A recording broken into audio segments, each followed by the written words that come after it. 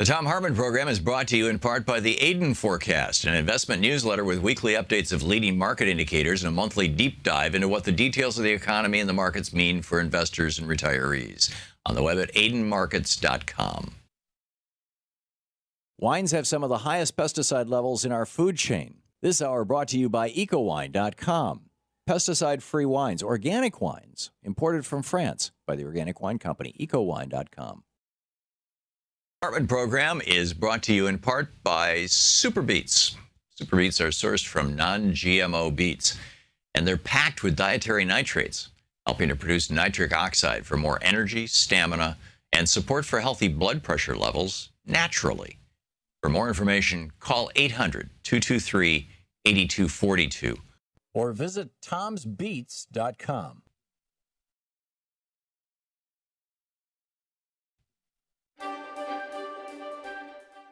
Well, it's that time of year again. You've probably noticed that your local NPR and whatnot stations are asking for money.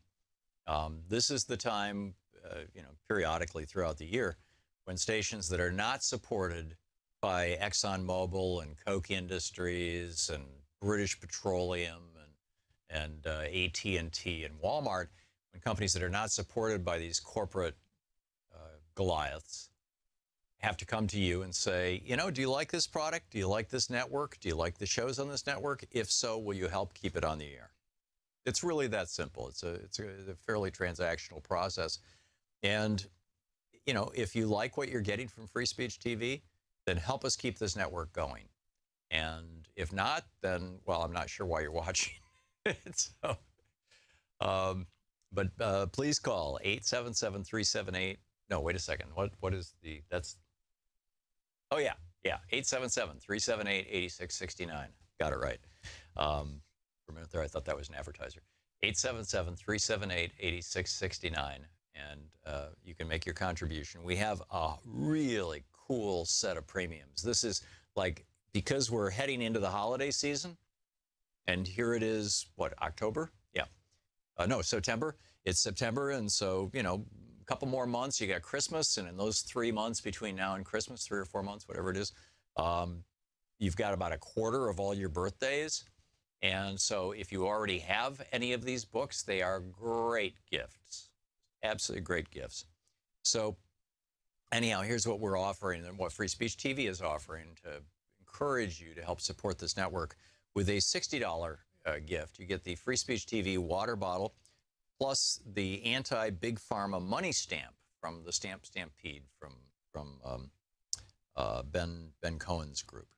With a $120 gift, you get the Law and Vengeance book by Mike Papantonio. This is brand new. This is Pap's second novel. I read his first. I'm about halfway through this. It is brilliant. I mean, truly brilliant. This is like John Grisham style writing. And it's not yet available. You can pre-order it some places, but it'll be out in a couple of weeks. So if you order it now from Free Speech TV, you'll get one of the very first copies. That's with a $120 gift. You get that, plus you get the water bottle and the anti-Big Pharma stamp. With a $240 gift, you get Law and Vengeance by Mike Papantonio and Milton Mayer's book, They Thought They Were Free. This is a book that I have read from for years on this program. I think it's one of the most important books that was written in the 20th century. Milton Mayer was a Chicago, I think back in those days it was the Chicago Sun or the Chicago News. He was a reporter for Chicago's biggest newspaper in the 1940s and 50s. He himself was Jewish, and he went to Germany as a reporter after the war and spent a year there and embedded himself essentially with the families of 10 good Germans. Now, these were not people who were soldiers. They were not partisans. They were not Nazis, but they were all Germans who lived in Germany during the 30s and 40s. And basically his question to them was, what the hell happened here? And how could you have been silent or been a party to it? And it's an absolutely astonishing book. So They Thought They Were Free by Milton Mayer. That's with a $240 gift. With a $360 gift, you get They Thought They Were Free by Milton Mayer. You get Mike Papantonio's book, Law and Vengeance. Got a picture of it. And you get my book, Unequal Protection. which will have an autograph plate in it by me. So you get an autographed copy of one of my books. This is the book where I discovered that the Santa Clara County decision back in 1880 was a lie. The Supreme Court never ratified corporate personhood, or at least not initially. And of course, on that lie was built Citizens United, and on that lie was built the oligarchic overthrow and takeover of the United States in the 1980s. And, you know, here we are. And with a $480 gift, you get Mike Papantonio's book, The Free Speech TV Water Bottle, Anti-Pharma Stamp, They Thought They Were Free by Milton Mayer, Unequal Protection by me, and Democracy in Chains by Nancy McLean. So you get all these books at $480, and with $1,000, it's a pizza party here in Washington, D.C. Come to D.C., I'll buy you lunch. So, and each of these amounts, you'll notice, are divisible by 12. So, you know, if money is tight and you want to support Free Speech TV, the $60 contribution, the water bottle, that and the stamp, that's $5 a month for a year. The $120 gift, Papantonio's book and the water bottle, $120, that's $10 a month for a year. Most of us can afford that, right? $240 gift, which is the They Thought They Were Free book and the Law and Vengeance book. By the way, you get the premiums after you've made your final payment. The $240 gift, that's $20 a year. You know, $20 a month for a year. The $360 gift level, where you get my book, Unequal Protection, autographed by me, and all those other books. They Thought They Were Free in Law and Vengeance. That's $30 a month for a year, and the $480 level is $40 a month for a year. And that gets you Democracy in Chains, Unequal Protection, They Thought They Were Free in Law and Vengeance, and the water bottle. So lots of stuff. Please help. 877-378-8660.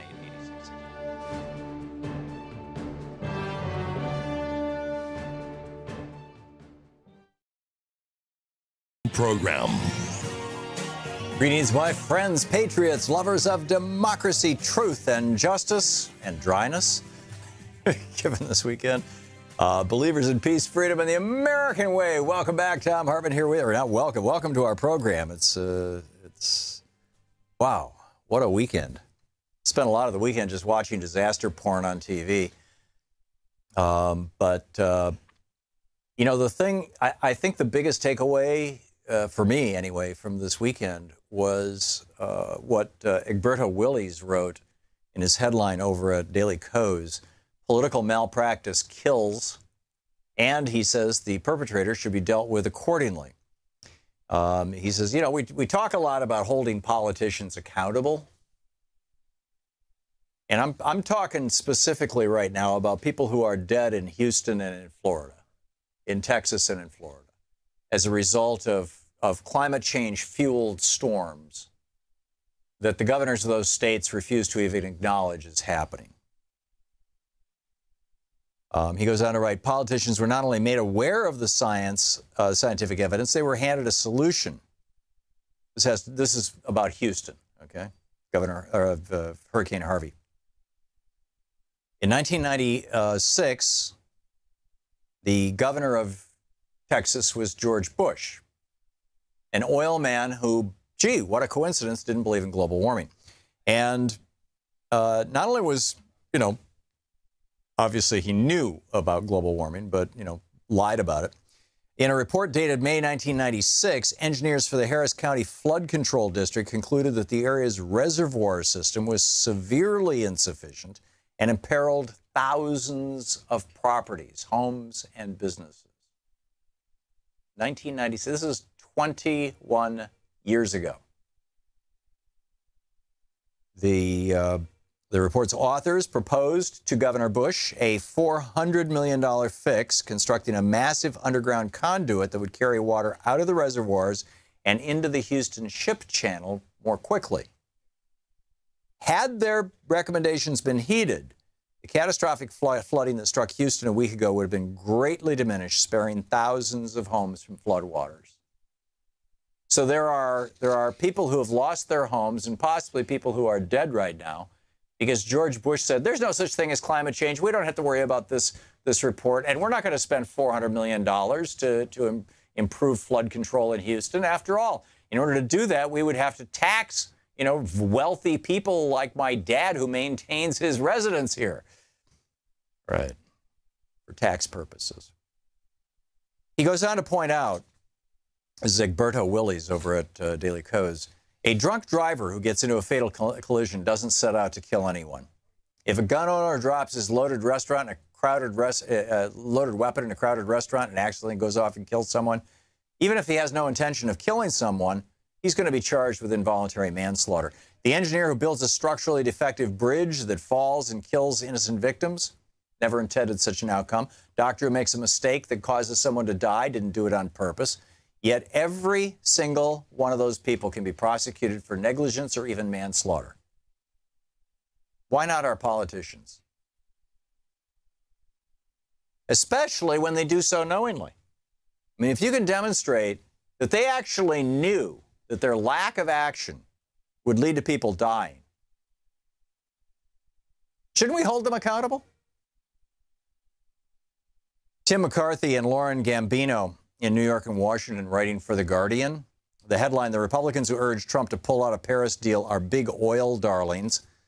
You know, Donald Trump was thinking about staying in the Paris Accords. His daughter was pushing him to do it. There were a bunch of people around him who were saying, hey, you really don't want to pull out of this thing. And by the way, it takes 4 years and it's not binding and all that kind of stuff. I mean, there's a whole bunch of reasons not to pull out of it. It doesn't have any teeth. It's just, it's just a statement of principle. And Trump was said to be on the fence about the deal. Members of his inner circle, including his daughter, are reportedly in favor of staying in. This is in the article in The Guardian. And then the oil, coal, and gas industry got into the act. Visible donations to Republicans. Now, visible is the important word because we're going to get to the invisible donations in a minute.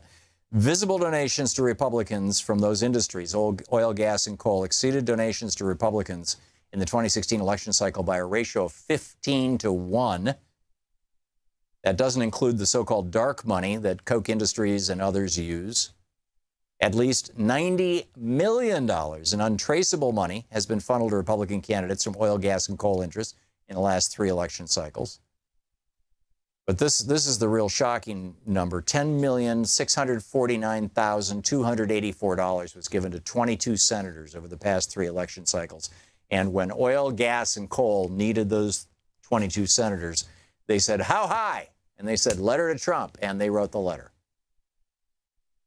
When are Republicans going to stop taking money from the fossil fuel industry so they can stop lying about climate change?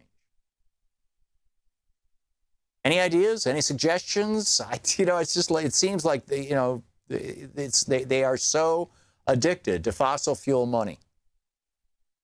Jeff Lusane over at the World Socialist website is writing, the headline is sort of self-explanatory, although there is some detail. And by the way, the World Socialist website runs some really great news stories, but according to their site, Google is blocking them from their news feeds. I'm not sure exactly why. Maybe they think it's fake news. Or it's the word socialist. Oh my God, socialist, we can't have that. So anyhow, Jeff Lusane writes, why haven't passenger trains, which could carry 1,000 people at a time, been sent to Florida to help? Now, this was written a couple of days ago.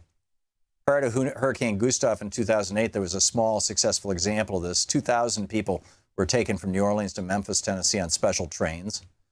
A worker who participated in the rail operation said that at least 50% of the passengers were elderly, many in wheelchairs, on walkers or canes, and generally unable to move very well without some assistance. And yet with Irma, nothing similar. Now, why is that? Well, part of it, Jeff Lusane writes over at the World Socialist website, is WSWS.org, I think it is. Another severe constraint to the rail evacuation is the private control of the major rail routes in Florida. CSX Railroad owns routes between Miami, Tampa, Orlando, Jacksonville, and points north. All these routes have been cut back over several decades with less capacity and fewer maintenance employees. This is, by the way, one of the reasons why Amtrak can't run high-speed trains from D.C. to New York, because the rail is privately owned and they won't maintain it and they won't upgrade it. CXX was recently taken over by a hedge fund. Isn't that wonderful? Which is instituting even deeper cuts, including over 500 layoffs in its Jacksonville, Florida headquarters. Brilliant. He writes, the response to Hurricane Irma and to Hurricane Harvey before it expresses the reality of American capitalism. Decades of social plunder, rising inequality, and decaying infrastructure combined with the disinterest and contempt of the ruling class for basic issues of public safety have paved the way for another disaster. It is also 9/11 today. And I want to get into a conversation about what happened on 9/11 16 years ago and how we might or should have dealt with it then and how we might or should deal with something like that now. But I'm going to continue my climate change rant and my fossil fuel Republicans are shills, they're killing people rant for this hour. We'll get into 9/11 next hour. Stick around.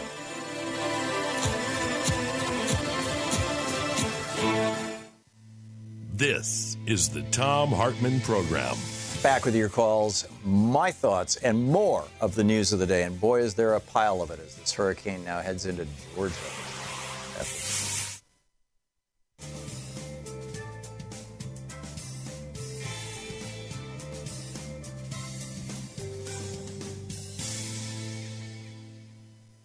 Welcome back. Mark in San Jose, California. Hey, Mark, what's on your mind today? Thanks for watching Free Speech. Tom. Yeah, thank you, Tom. I'm in Santa Clara County, California, and I was going to talk about the 1986 Supreme Court decision with MoveOn.org. Okay. Yeah. There was a play that was written called Requiem for Corporate Personhood, and I played the lawyer interviewing Judge Waite in Santa Clara County Court, which was in the park right across from where MoveOn put on this play.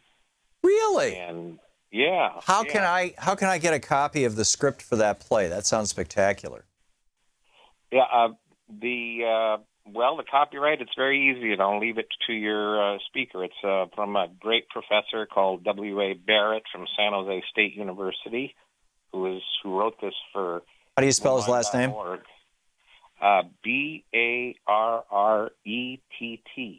Okay. Yeah, and I'm looking right now at the program, and I also have the tape, or the DVD, Judge Waite and Corporate Personhood, and I was the lawyer, and I interviewed. We brought him up from the dead, and talked about how the note was written in by the headmaster that corporations were also people. And, right. Yep. Yeah, it was written by the clerk of the court. Right, by the clerk of the John court, Chandler right. Bancroft Davis. Yeah, and so the and Barrett played the Justice Morris Waite, who we Morrison Remick brought Waite back from the dead. Yeah, that we brought back from the dead to interview. Yeah. What a hoot! What a hoot! So by me, yeah. Yeah. So what's the point of your call? Well, I'd also like to talk to you about the oil thing too. Because I think we've got the 21st century, the Russians successful in cyberware, and the 20th century MIC that's colluding with a 19th century international energy system sold worldwide in dollars printed by banks. And I agree that's a serious problem. How? Master Putin and puppet Trump are the world's number one problem, and I don't know how to solve it. Yeah. Frankly, I suspect that the relationship between Putin and the administration is probably closer in the Tillerson era, but who knows? Mm-hmm. Isn't it amazing that Rex Tillerson, who's best friends, is not even brought up in the military-industrial media, and he's so close to Russia, and he's not even a part of the discussion that I've heard on MSNBC or anybody. Well, it's not just Rex Tillerson; it's ExxonMobil. I mean, their largest worldwide investments in oil right now, I believe, are in Russia, and they're being punished by these sanctions for that. So they're lobbying. Right. Apparently, they're lobbying. And these disasters that are happening, these superstorms, and I'd like to get and see a lot of your movies on that with Leonardo DiCaprio, and I've got some of your books. So, the movies are all over at greenworldrising.org. Mark, thanks for the call, and thanks for watching Free Speech TV. We will be right back.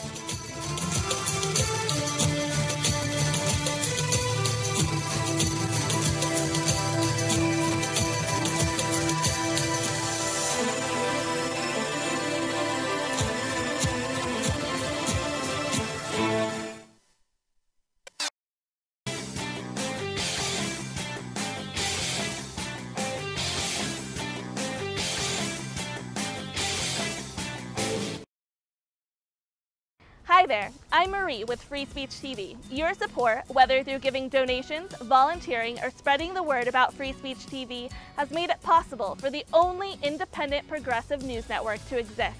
And for that, I want to say thank you. Now you can give to the network powered by the people by donating an unwanted or used vehicle through our Vehicles of Change program.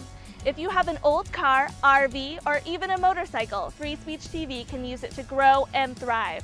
You can make a bigger difference in supporting Free Speech TV by giving an old car. It's a great way to support the network without having to dig into your bank account. Just call 877-378-8669 and ask for more information about Vehicles of Change. Again, the number to call is 877-378-8669. If it has a VIN, we'll take it in. Thank you.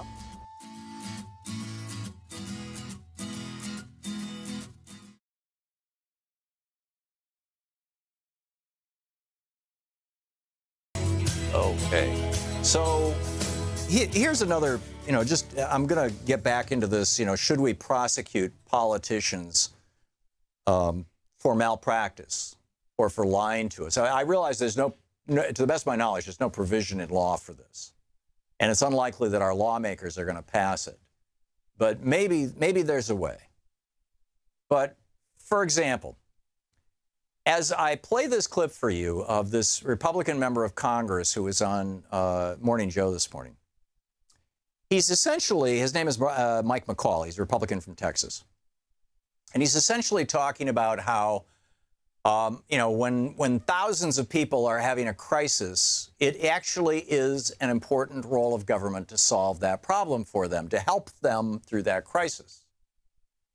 Now, thousands of people, perhaps even hundreds of thousands of people, are in distress as a result of Harvey and Irma, and probably tens of thousands at the least, are homeless. And of course, scores are dead. So the question I would ask you as you listen to this Republican talk is, if a couple thousand people, or even a couple 100,000 people, being in a crisis because of the weather requires government intervention, then why is it that the hundreds of thousands of Americans who right now are fighting cancer, and the millions of Americans who right now are fighting heart disease, high blood pressure, high cholesterol, diabetes, other life-threatening conditions that will take their lives just as certainly as a hurricane will, why are they not entitled to protection from, by our government from that cancer, from that crisis? What's the difference between a crisis that just randomly hits a bunch of people and a crisis that just randomly hits a bunch of people? Cancer. Weather, cancer, right? Nobody went out for either one of them and said, gee, I'd like to have a hurricane. Gee, I'd like to have cancer. Doesn't happen. Knock on wood. Nobody wants to have cancer. So anyhow, here's Mike McCall. We have to provide assistance to these people. We got no audio, Troy. And to help them rebuild. We're gonna try it again, but you got to unmute the audio there, and off we go. So the whole conversation this morning on Morning Joe is about what's the appropriate role of government, what's the appropriate response, and here's Mike McCall talking about that. We have to provide assistance to these people who are hurting and to help them rebuild. And I felt that vote was a vote of conscience to help people in my state and also now in Florida. I think that's what Americans do, and I think it's unconscionable to vote against something like that. Yeah, see, he was talking about the vote for $7.8 billion last week in fact, later on in the interview, he said that was just a down payment to help the victims of Hurricane Harvey. Now, of course, he's a Republican congressman from Texas, so he's trying to help out his own. But why does that logic not apply to health care? Why does it not? I mean, cancer will kill you just as certainly as Irma might, or as Harvey might have. In fact, cancer is even a far more deadly thing. Okay, back to politicians and malpractice. The Washington Post, September 8th, Brady Dennis and Darrell Fears. The headline, Florida governor has ignored climate change risks, critics say. And Brady and Darrell write, for all of Scott's vigor, this is, Rick Scott, the governor of Florida, for all of Scott's vigor in readying Florida for Irma's wrath, his administration has done little over the years to prepare for what scientists say are the inevitable effects of climate change. Florida is one of the states at greatest risk. Scott has scarcely acknowledged the problem.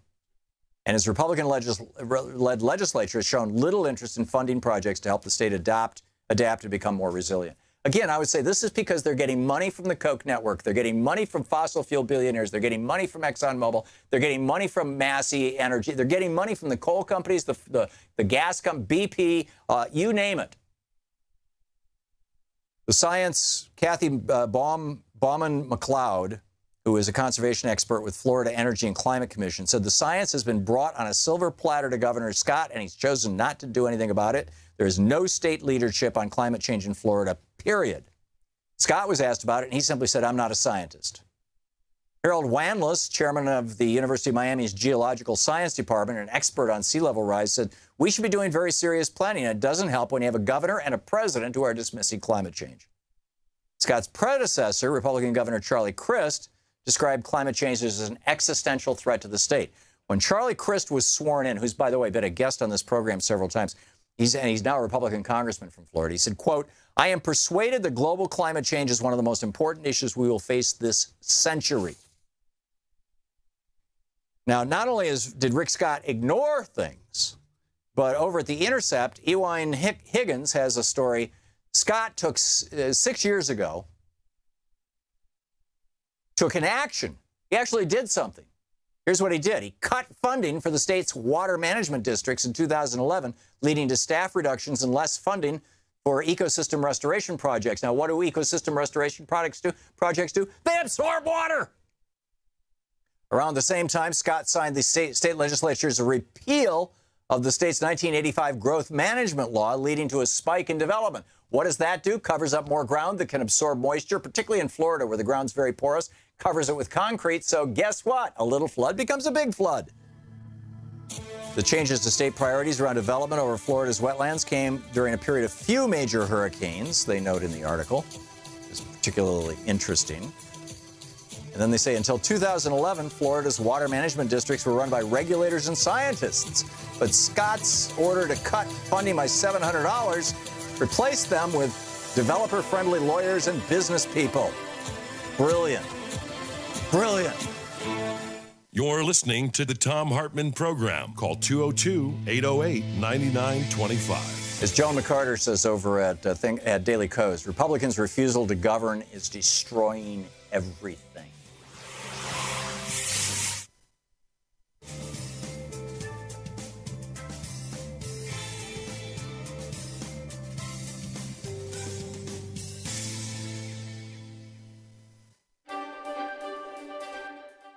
Well, it's that time of year again. You've probably noticed that your local NPR and whatnot stations are asking for money. This is the time, periodically throughout the year, when stations that are not supported by ExxonMobil and Koch Industries and British Petroleum and AT&T and Walmart, when companies that are not supported by these corporate Goliaths have to come to you and say, do you like this product? Do you like this network? Do you like the shows on this network? If so, will you help keep it on the air? It's really that simple. It's a fairly transactional process. And, if you like what you're getting from Free Speech TV, then help us keep this network going. And if not, then, well, I'm not sure why you're watching it. But please call 877-378. No, wait a second. What is that's... Oh, yeah, 877-378-8669. Got it right. For a minute there, I thought that was an advertiser. 877-378-8669, and you can make your contribution. We have a really cool set of premiums. This is because we're heading into the holiday season, and here it is, October? Yeah. No, September. It's September, and so, a couple more months, you got Christmas, and in those 3 months between now and Christmas, 3 or 4 months, whatever it is, you've got about a quarter of all your birthdays. And so if you already have any of these books, they are great gifts, absolutely great gifts. So anyhow, here's what we're offering and what Free Speech TV is offering to encourage you to help support this network. With a $60 gift, you get the Free Speech TV water bottle plus the anti-Big Pharma money stamp from the Stamp Stampede from Ben Cohen's group. With a $120 gift, you get the Law and Vengeance book by Mike Papantonio. This is brand new. This is Pap's second novel. I read his first. I'm about halfway through this. It is brilliant. I mean, truly brilliant. This is like John Grisham style writing. And it's not yet available. You can pre-order it some places, but it'll be out in a couple of weeks. So if you order it now from Free Speech TV, you'll get one of the very first copies. That's with a $120 gift. You get that, plus you get the water bottle and the anti-Big Pharma stamp. With a $240 gift, you get Law and Vengeance by Mike Papantonio and Milton Mayer's book, They Thought They Were Free. This is a book that I have read from for years on this program. I think it's one of the most important books that was written in the 20th century.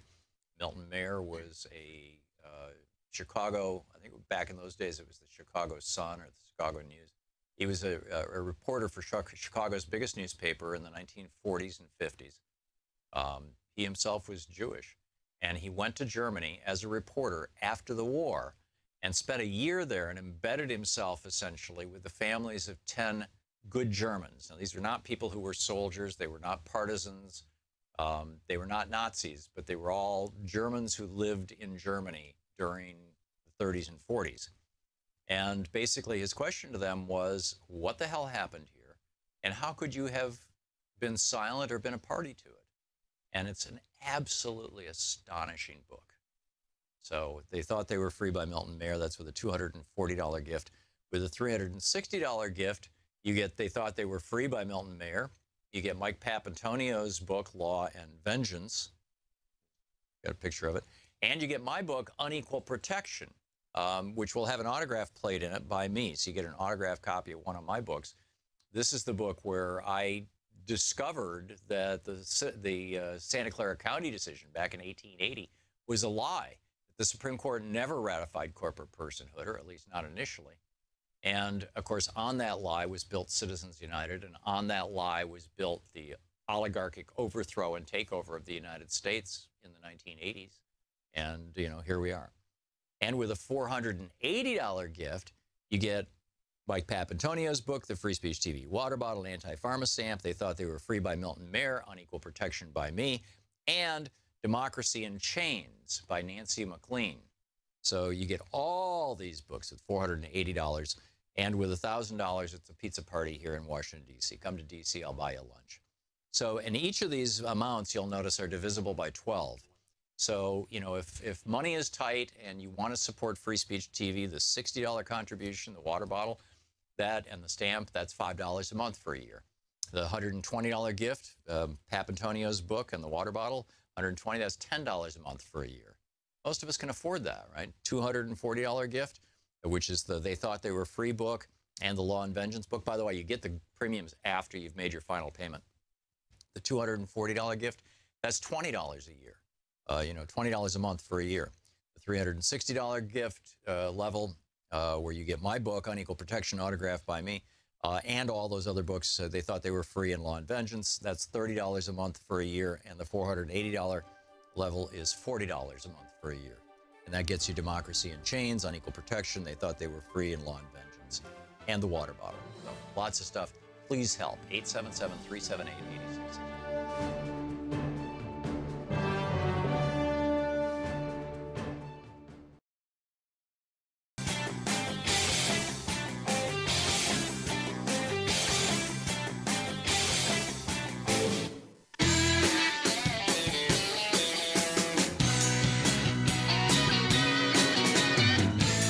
Welcome back. Thom Hartmann here with you.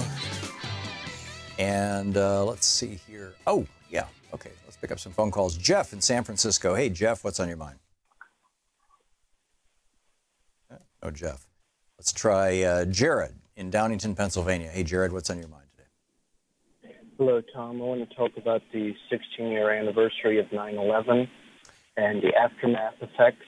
Jared, I'm going to ask you to call back at the beginning of the next hour. This hour, I'm staying on the topic of politicians and climate change and hurricanes and things. Next hour, we're going to talk about 9/11. Dion in Round Lake, Illinois. Hey, Dion, what's up? Yes, Thom, do you think that Hurricane Harvey and Irma and possibly Jose, they're causing economic damage, and do you think it's going to be enough to dip us into another recession? It's a damn good question, Dion, and there's a whole body of literature about this and a huge debate in economic circles about how much of a... we all know that a small disaster is actually stimulative. You know, it's the old thing from, when a forest fire happens, GDP goes up. When an oil spill happens, GDP goes up because you have to invest money and resources in remediating the forest or in cleaning up the oil spill. That takes money. That means money gets spent. Spending money stimulates the economy. It's a pretty straightforward equation. And so small natural disasters can be strong regional stimulus machines, essentially, because people have to rebuild their homes.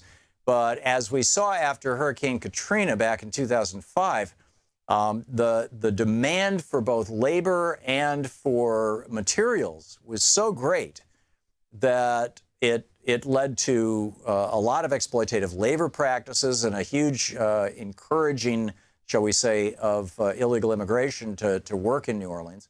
And we were so completely out of building materials made in the United States, which is going to be the topic of my third-hour rant today, that we were unable to even rebuild without using poisonous sheetrock. Remember all that sheetrock that was filled with toxic waste? Apparently, the Chinese method of getting rid of their toxic waste is to dilute it and add it to products made to be sold in the United States, or at least in that case. And whether it's Chinese or whether it's just that company. But, that's the deal. So the question is the scope of the destruction so large that it will have a macro economy impact rather than a local economy impact? And if so, what will that impact be? And, because there's going to be Houston, for example, is I think, I read last week it was the equivalent of the 36th largest economy in the world. If the area that was hit by the hurricane was a separate nation, it would be the 36th largest country in the world economically. And it's essentially shut down right now. Now, a lot of the functions from that area are being handled in other parts of the country.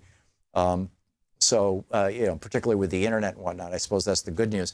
But there is one school of thought that suggests that even though we're due for a recession right now, we've never had a post-World War II expansion in the stock market go more than 8 years. Never happened before. It's 8 years right now.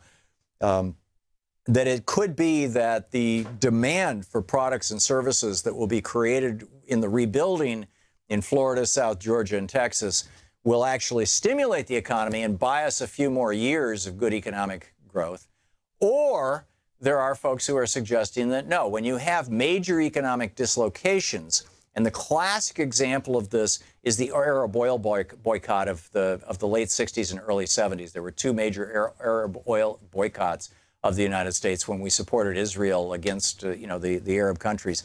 And those oil boycotts, I mean, Nixon had to put in price controls into place. They jacked the price of oil tremendously. That led to massive inflation at the end of throughout the Jerry Ford administration and through the first couple of years of Jimmy Carter's administration, to the point that Jerry Ford was giving away buttons that said "Win," W-I-N, whip inflation now. And, they were begging stores and whatnot to keep prices down and employers not to raise pay, and which was all silly because the process was being driven by the Fed and by the marketplace. There was, an essential commodity, oil, was not available, and that just rippled through everything else. So I don't know the answer to the question, Dion, but it's a damn good question, and I've been carefully watching, places like Financial Times, The Economist, some of the economic blogs. Naked Capitalism is my favorite. To see, what the best thinking is on this. And I don't see any consensus having emerged yet. So Dion, thanks for the call. Good question. Lendry in Petaluma, California. Hey, Lendry, what's up? Hi, can you hear me? Yeah. I love your books. They've changed how I parent and I teach. Thank you so much. Oh, thank you. Yeah. I'm calling in regards to SB 649, the bill that will put mini cell towers, antennas, but they basically function as cell towers, on potentially every 4 to 6 lampposts throughout California and on public buildings like schools and libraries, but not fire stations. Firemen got an exemption for health and safety reasons. Are you aware of this? I was aware of everything except that the firemen got a health and safety exemption. That should be a huge red flag. It should, right? You'd think. It's really scary what's going on. I think the public health community got wind of this pretty late. And I work in Children's Environmental Health as a funder, and I alerted Environmental Working Group. They're involved sort of, again, the state Senate passed it. Last chance to kill this bill is through vote coming up in the Assembly either today or sometime probably by Wednesday. And then if it passes, it could be vetoed by the governor. But it's just awful for a zillion reasons. 300 cities are opposed. The bulk of counties are opposed. California League of Small Cities is opposed. Environmental Working Group, Sierra Club, League of California Conservation Voters, Center for Environmental Health. It's not prudent. The $25 million NTP study was pre-released, some of the results in the spring, because they showed a rise in 2 kinds of cancers in male rats due to non-thermal, non-ionizing full-body radiation. The little rats were in containers for just with an hour a day of exposure. And so why would we What kind of cancer was it producing? Was it leukemia? There was a rise in 2 kind of tumors, brain tumor and a heart tumor. And those are the same kind of tumors that are on the rise in the general population. And this is the gold standard for a study. It's $25 million longitudinal study, the federal study, and the final results won't even be released until this coming spring, and those show the DNA results. So why would we blanket the whole population of California with this if we haven't, as new information is coming to light, potentially new information showing that there are non-thermal? Well, I can answer the why, Lendry, and the why is that they're running out of frequency spectrum to use for cell phones. And they're having to go to much, much higher frequencies than they've used previously. And at those high frequencies, you don't have the ability to penetrate walls like you do with the relatively lower frequencies that are used right now for 3G and LTE. And so you have to have more antennas.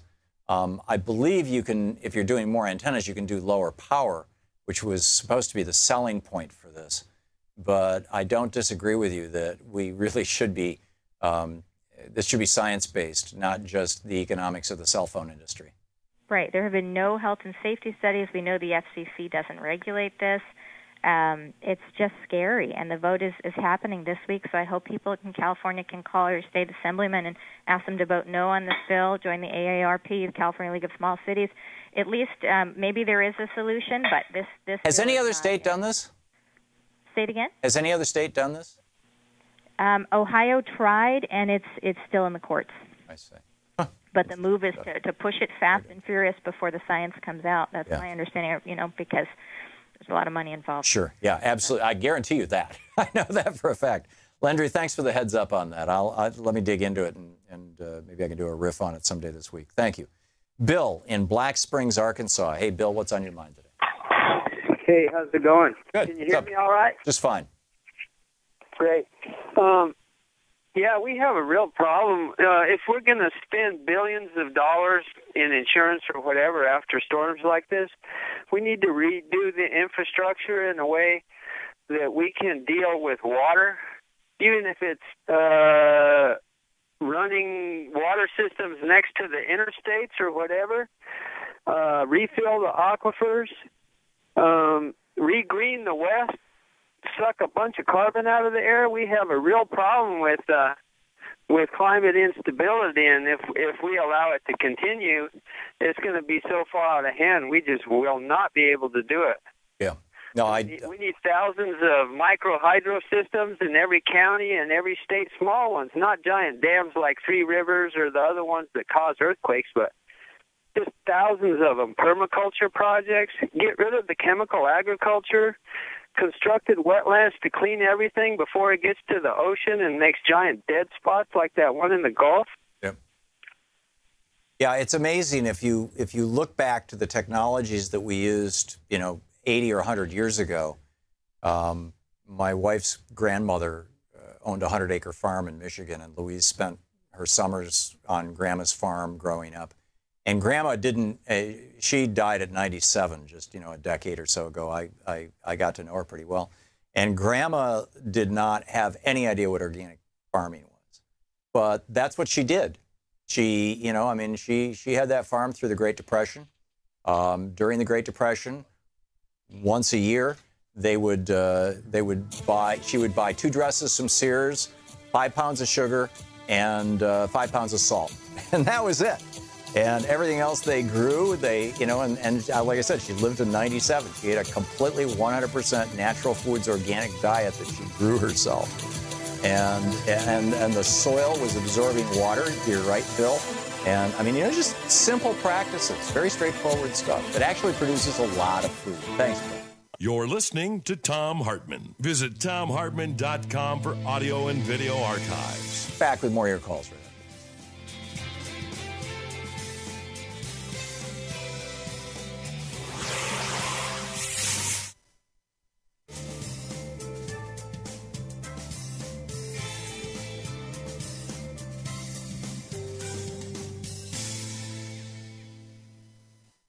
And welcome back. Let's see here. Richard in Westchester, Pennsylvania. Hey, Richard, what's on your mind today? Hi. I was going to make a comment about how we should make sure Mar-a-Lago is back up and running again. But my real issue is with the... Complete with all its immigrant employees? Oh, yes. We got to restore it to its lavish opulence. Yes. You know what I mean? But anyway, the real point is, with all the power outages down in Florida right now, I guess the people that have solar panels aren't so upset now. They got their power back. And that certainly is another argument for solar energy. Yes. Because you don't have to wait for the power companies to restore your power again. Yeah. As long as you still have a roof, yeah. Yeah, well, sure. But, that's the point I'm trying to make. With solar energy, all you have to do is wait for the sun to come out, and you've got it again. Yeah. Yeah, that's an excellent point. Or wind energy, for that matter. Or wind energy. But the renewables, you don't have to wait for the power to be restored. And right. That is a brilliant point, Richard. Thank you for making that. I will use that going forward. Thank you so much for the call. Fred in Los Angeles. Hey, Fred, what's up? Yeah, I have a point and a question. Sure, go for it. What the guy just said. Well, the point is, and no one's talking about this, but gasoline prices are going to go up, of course, because with the Texas refineries down, it creates a shortage, and the oil companies get a windfall profit. Right. The prices are already up. Yeah. Mm-hmm. And they're raising the prices on oil that they refined from cheaper oil. It's like, yeah. The question I have is, I've never seen anybody really address this. How well can a wind farm stand a hurricane? I would guess that a wind farm could handle a hurricane fairly. Say what? What? Oh, interesting. Oh, Troy, literally, as you and I were talking, Troy runs our board, our associate producer here. He just printed out a story, which I don't have. I have to go get it out of the printer. But he just printed out a story about how a giant wind farm in Texas that was hit by Harvey is now back up and running today. Oh, good. I've always wondered about that. I mean, do they lock them down or? I don't know if they lock them or if they feather the blades so that they're just, they're not spinning, but they're just there. And because the things can spin around, can rotate to face the wind or face away from the wind, that would diminish the impact of the wind as well. I don't know the mechanics of it, but apparently they're designed to handle hurricanes because one did. Here we go. Thank you, Troy. The final thing I'd just like to say is, instead of building oil pipelines, what we need out here in the West Coast is a water pipeline from where all the water is in the East. Yeah, I've heard that one before. Here's the article. This is from the Wall Street Journal by Russell Gold. For the first time in the history of the burgeoning U.S. wind industry, a wind farm got hit by a hurricane, and it was back producing power within days. Harvey made landfall on Friday. They hit the Papalote Creek Wind Farm near Corpus Christi, Texas, on Friday. And in fact, they were 20 miles from the eye of the storm. And one section of the onshore wind farm was producing electricity on Thursday. The other was expected to be back online on Friday. This was last week. This wind farm came back online. So, yeah, Fred, excellent question. Thanks for the call. We'll be back. Stick around.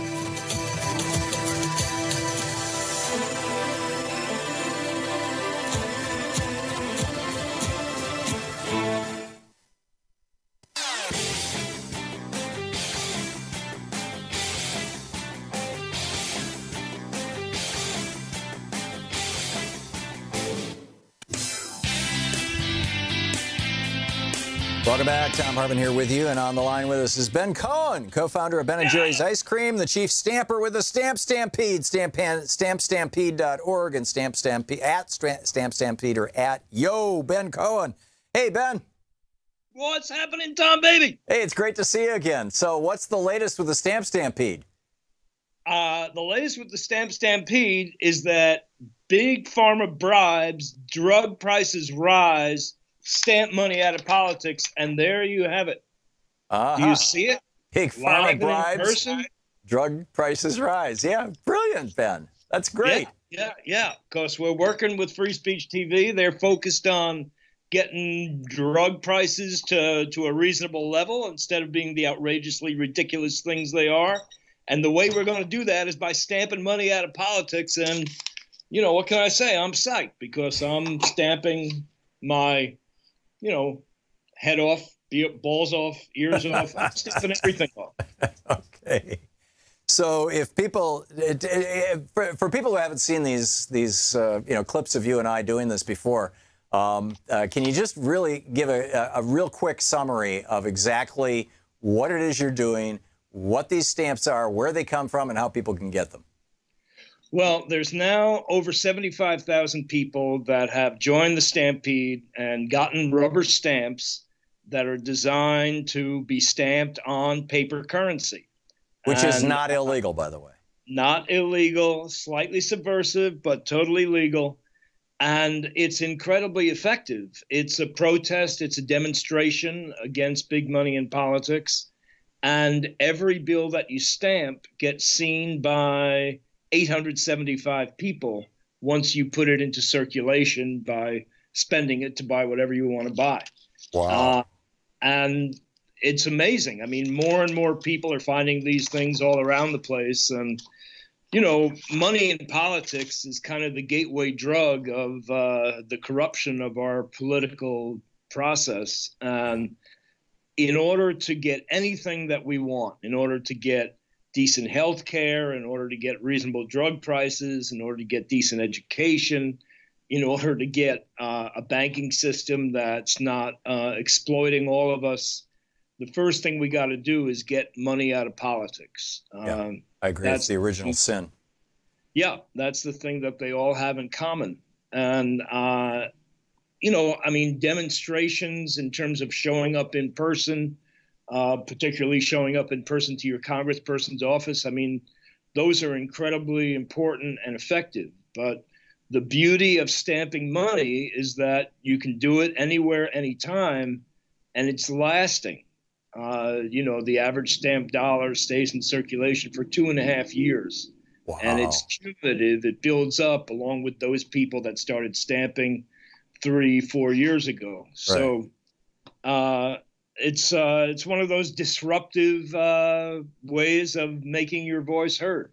That is great. That is great. And so if somebody wants to get a self-inking rubber stamp that they can just sit there and bang, bang, bang, all the money in their pocket, there you go. Somebody wants to get one, how do they do it?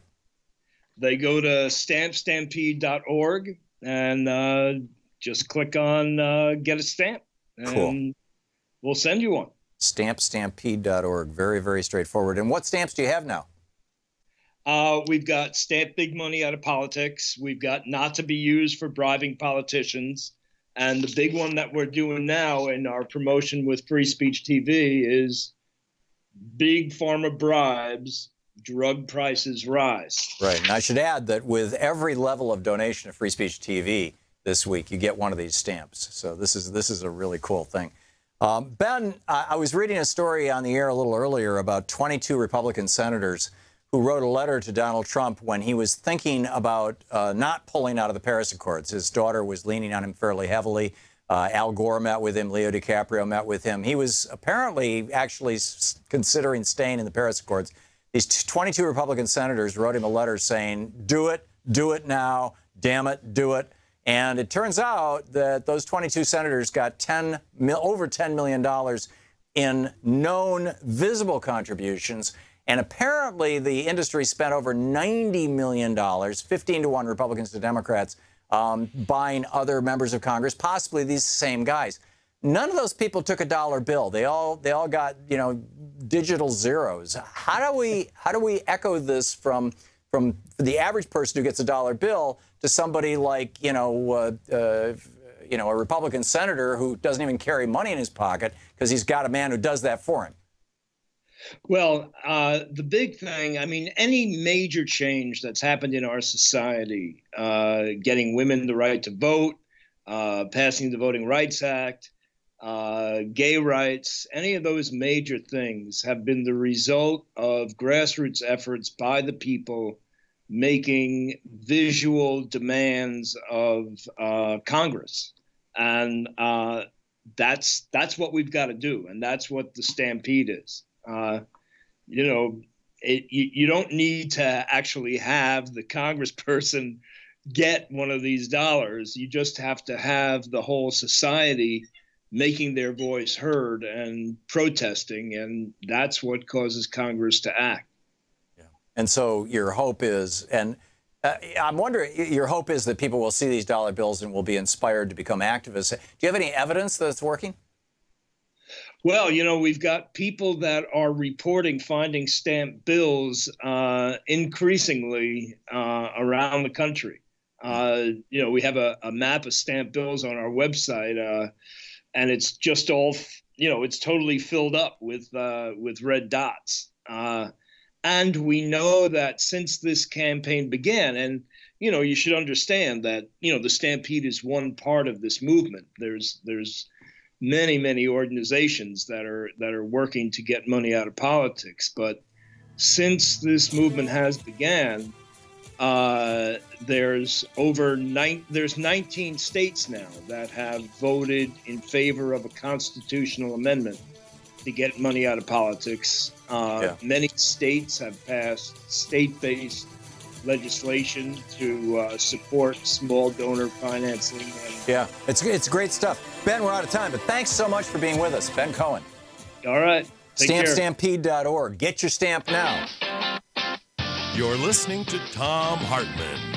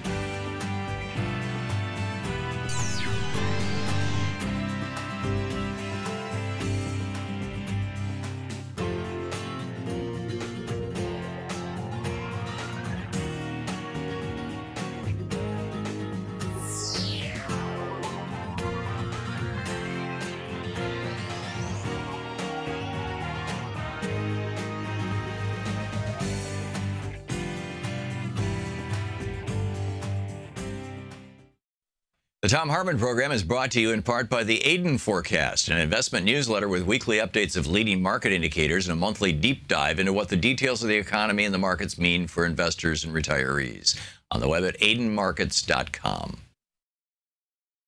Wines have some of the highest pesticide levels in our food chain. This hour brought to you by ecowine.com. Pesticide-free wines, organic wines, imported from France by the Organic Wine Company, ecowine.com. Hartmann Program is brought to you in part by Super Beets.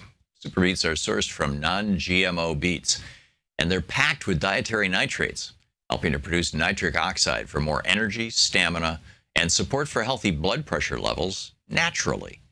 For more information, call 800-223-8242 or visit tomsbeats.com.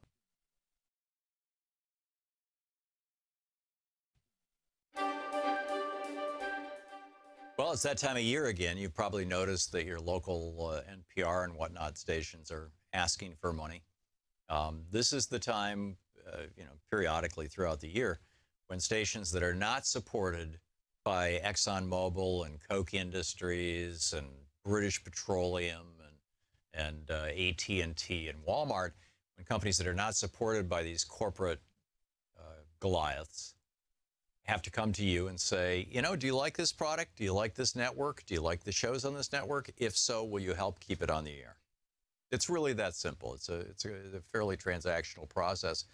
And, if you like what you're getting from Free Speech TV, then help us keep this network going. And if not, then, well, I'm not sure why you're watching. But please call 877-378. No, wait a second. What is that's. Oh, yeah. 877-378-8669. Got it right. For a minute there, I thought that was an advertiser. 877-378-8669. And you can make your contribution. We have a really cool set of premiums. This is because we're heading into the holiday season, and here it is, October? Yeah. No, September. It's September, and so, a couple more months, you got Christmas, and in those 3 months between now and Christmas, 3 or 4 months, whatever it is, you've got about a quarter of all your birthdays.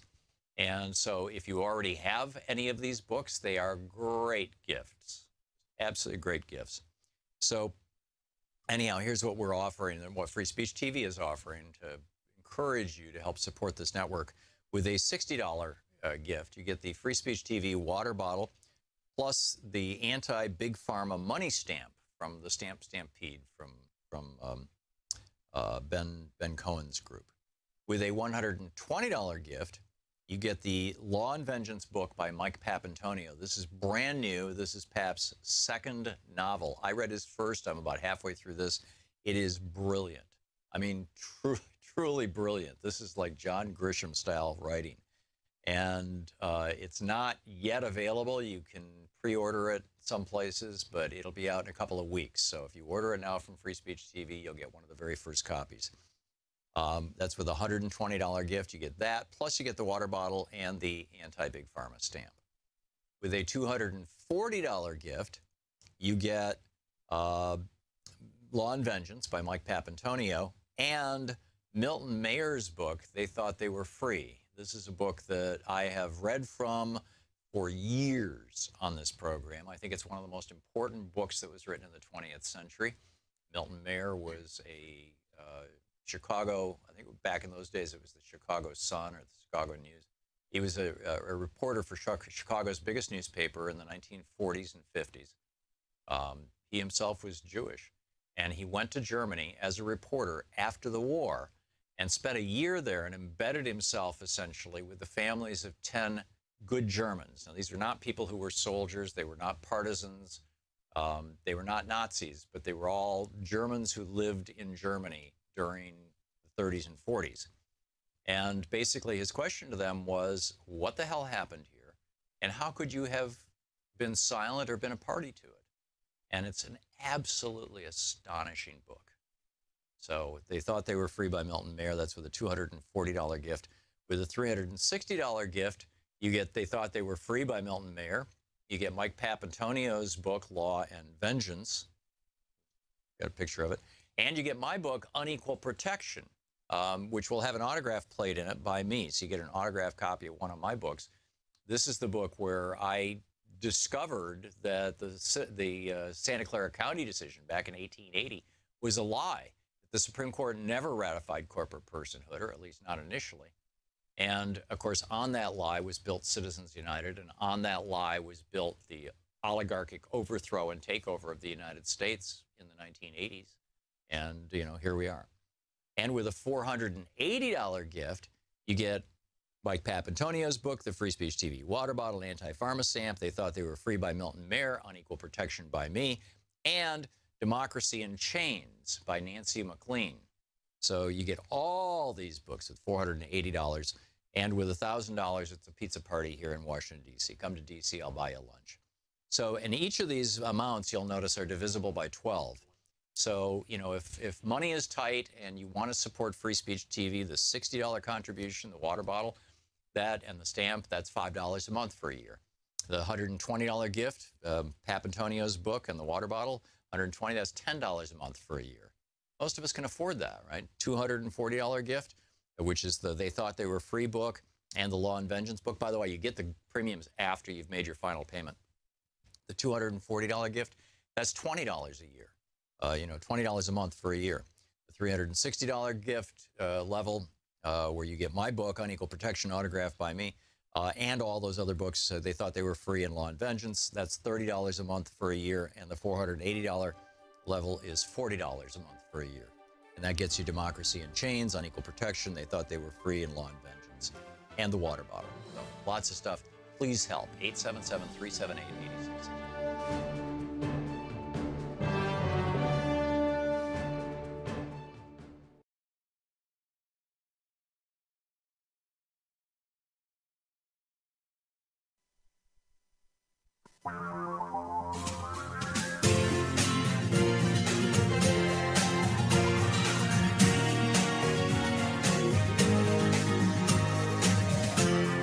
This is the Thom Hartmann Program. Welcome back. Thom Hartmann here with you. Interesting piece in today's New York Post.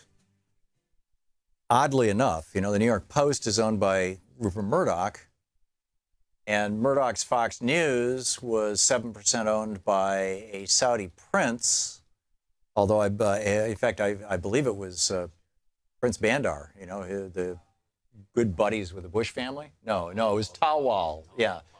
Talalawa. Yeah, okay. It was the other guy. Yeah, you're right. Thank you, Troy. But today is 9/11. And I would like to have a conversation with you about what happened on 9/11, what we should have done, and what we did do, and what we should be thinking about doing for any kind of future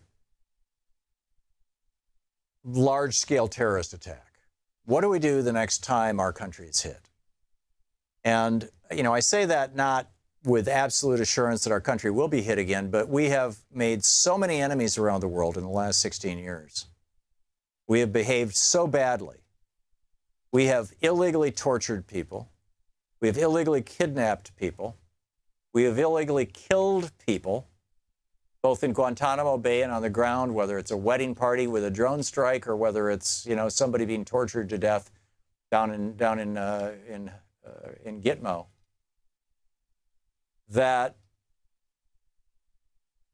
And we've started wars in Iraq, Libya, Afghanistan.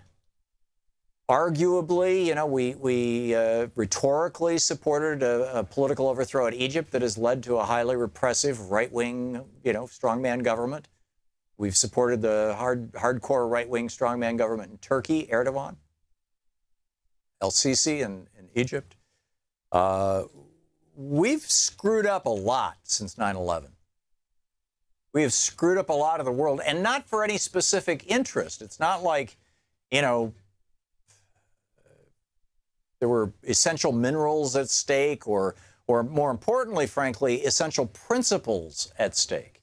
In fact, if anything, we completely violated our own principles. So this piece by Paul Sperry I find particularly interesting in today's New York Post. He writes, fresh evidence submitted in a major 9/11 lawsuit moving forward against the Saudi Arabian government reveals its embassy in Washington may have funded a dry run for the hijacking. So this is for 9/11. So according to this evidence that was submitted in this lawsuit, there's a bunch of 9/11 survivors of 9/11 who are suing the Saudi government. And the Saudi government keeps saying, no, you can't sue us, we're a sovereign government. And the U.S. courts keep saying, yes, they can. And what they have found as a result of this discovery was that there were two Saudi nationals, two young men living in the United States. Their names were Kudahin and Shalawi. These are their last names. They were in Washington, D.C. for a symposium hosted by the Saudi Embassy in collaboration with the Institute for Islamic and Arabic Sciences in America. The symposium was chaired by the Saudi ambassador. The Islamic and Arabic Sciences in America, IIASA, used to have as one of their lecturers a guy by the name of Anwar al-Awlaki. Remember him? He ministered to some of the hijackers and helped them obtain housing and IDs. He's the guy that ultimately, I think Obama killed him with a drone strike. The FBI also confirmed that Kudahin's and Shalawi's airline tickets for the pre-9/11 dry run were paid for by the Saudi embassy. Now, what happened in this dry run? This is where it gets real interesting. This is a quote. This is Kristen Breitweiser writing about this. The dry run reveals more of the fingerprints of the Saudi government. Quote, this is from an FBI case file summary. Okay, this is not an opinion piece. It's not an op-ed. It's not, a rant by somebody. This is from the FBI. Quote, after they boarded the plane in Phoenix, they began asking the flight attendants technical questions about the flight that the flight attendants found suspicious. When the plane was in flight, al-Kudahin asked where the bathroom was. One of the flight attendants pointed him to the back of the plane. Nevertheless, al-Kudahin went to the front of the plane and attempted on 2 occasions to enter the cockpit. The net of this was the flight attendants and the pilots were so spooked by these 2 Saudis who kept repeatedly trying to get into the cockpit of this America West plane. This was in November of 1999, the height of the planning for 9/11. They were so spooked by this that they made an emergency landing in Ohio. The police arrested these 2 guys, Kudahin and Shalawi. The FBI questioned them, but all they could find to charge them with was trying to get into the cockpit without permission. So they let them go. Turns out these 2 guys trained at al-Qaeda camps in Afghanistan with bin Laden at the same time some of the other hijackers on 9/11 were in those camps. And while living in Arizona, they had regular contact with the Saudi hijacker pilot and senior al-Qaeda leader from Saudi Arabia, who is now incarcerated at Gitmo. The new court filing says, this is from the filing in court where these families are saying, Saudi Arabia funded 9/11, we want them to compensate us. Quote, a pattern of both financial and operational support, end quote, for the 9/11 conspiracy from official Saudi sources, according to lawyers for the plaintiffs. In fact, writes Paul Sperry for today's New York Post, in fact, the Saudi government may have been involved in underwriting the attacks in the earliest stages, including testing cockpit security, something I just shared with you. So today's New York Post, this is pretty shocking stuff. So that happened, right? And this was, bin Laden's thing. The reason bin Laden wanted to attack the United States was twofold. One, he felt that we were buying the oil from Saudi Arabia too cheaply. That the holy nation, the keepers of Mecca and Medina, the holy land of Saudi Arabia, according to bin Laden, was being exploited by the United States for cheap oil. So he wanted them to raise the price of their oil to at least $50 a barrel, which has happened. And secondly, when George Bush the Elder decided that in order to get reelected, he needed to have a small war someplace. And so, April Gillespie said to Saddam Hussein, if you want to take Kuwait, they're slant drilling into your oil wells. They're ripping you off. If you want to take them back, they used to be a province of Iraq. You can make them a province of Iraq. I mean, she didn't say those words, but basically she said the United States doesn't care what you're doing over there. And so So Saddam Hussein said, cool, I'll take Iraq. And George Bush Sr. was president then, and he wanted to have a little war, just like Reagan did with Grenada, to get himself reelected. It's like Maggie Thatcher with the Falklands. Jimmy Carter didn't have a little war, and he didn't get reelected. Every president since then has had a little war, and it's helped them get reelected. And so, Bush Sr. said, I'm going to have a little war with Kuwait and Iraq, but we need an Air Force base in Saudi Arabia to stage the planes for this little war. So they built the Bin Sultan, I think it was, Air Force base in Saudi Arabia.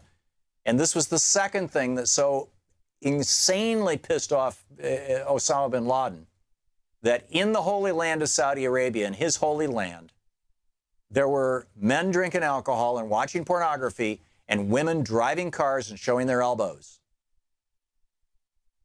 These were his two complaints against the United States. Now, after the 9/11 attack, George W. Bush Jr. shut down our Air Force base in Saudi Arabia. He gave bin Laden what he wanted after he let him get away at Tora Bora. And, of course, the price of oil went up. So bin Laden got what he wanted. But what did we want? We wanted a world that, that is safe and secure. We wanted a world that works for everyone. And we had this moment after 9/11 when all over the world, people were saying, just like after Charlie Hebdo, Je suis Charlie, it was Je suis America. I am an American too. All over there was a candlelight vigil in downtown Tehran, Iran, the night of 9/11. There were no Muslims dancing and celebrating, as Donald Trump asserted there were in New Jersey. It's a lie. It's been outed as a lie. Instead, all around the world, Muslims were saying, this isn't us. These guys don't represent us. We got no beef with you. This is not us. But George W. Bush turned it into an us versus them. And instead of pulling the world together as he had the moment to do, instead, he followed those hard right Republican authoritarian instincts of every reaction to anything has to be violent. We're not going to pull people together. We're not going to make a world that works. We're not going to strengthen the United Nations.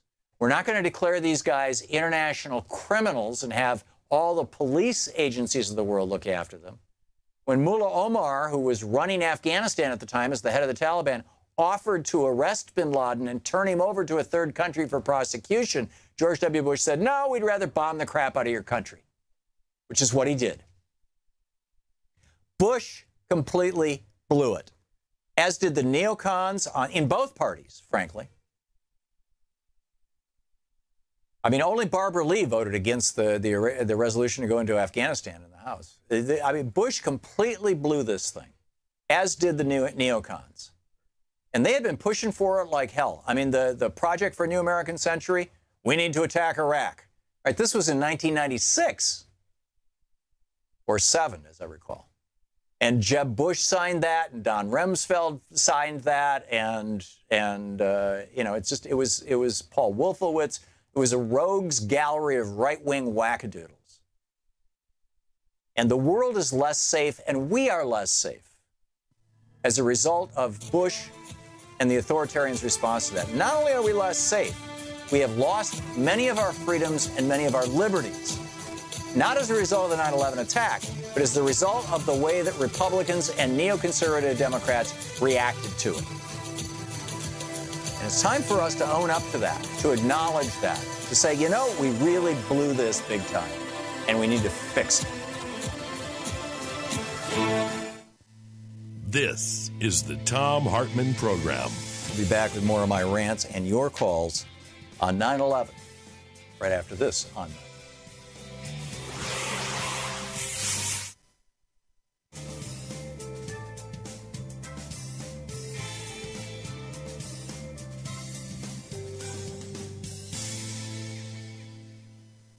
And welcome back. Jared in Downingtown, Pennsylvania. Jared, thank you for calling back. My apologies for hanging up on you.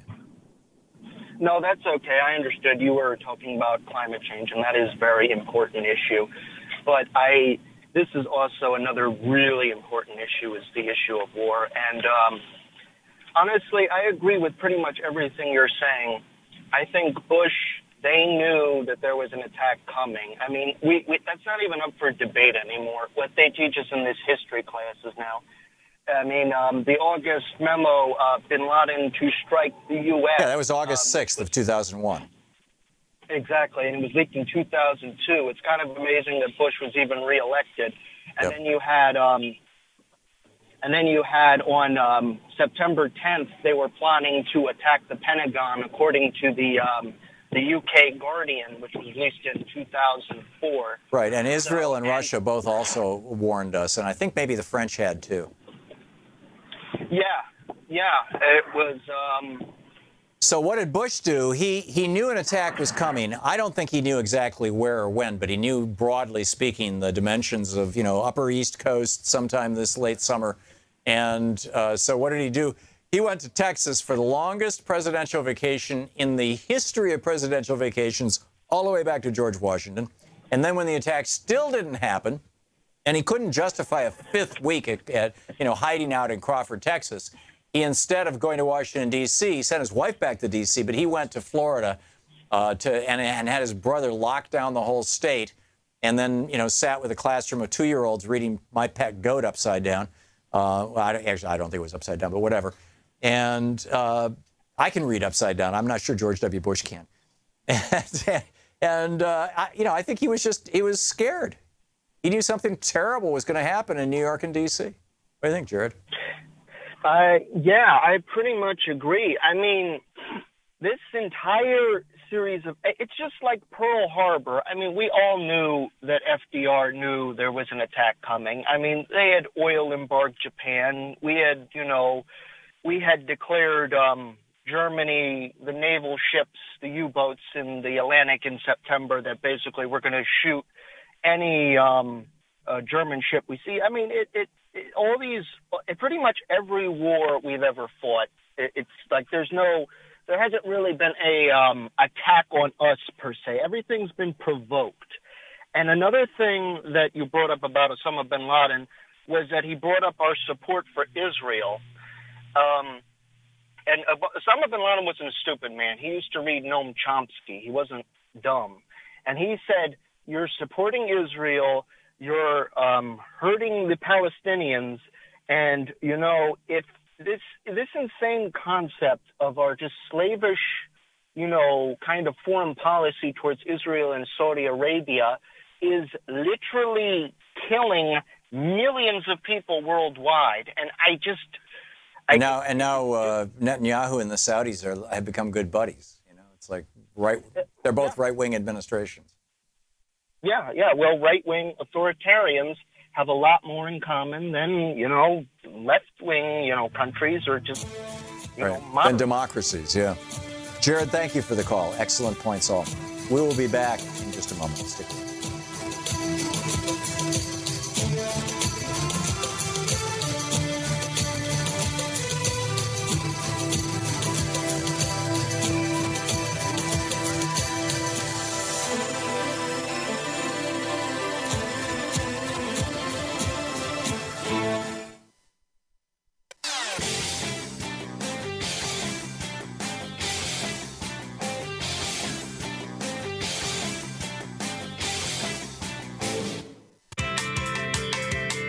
Welcome back. Thom Hartmann here with you. Okay, so here's my theory of the conspiracy theories, okay? And I may be wrong on this. I don't know. I've been saying the same thing for years. I've been, I think, relatively consistent on this.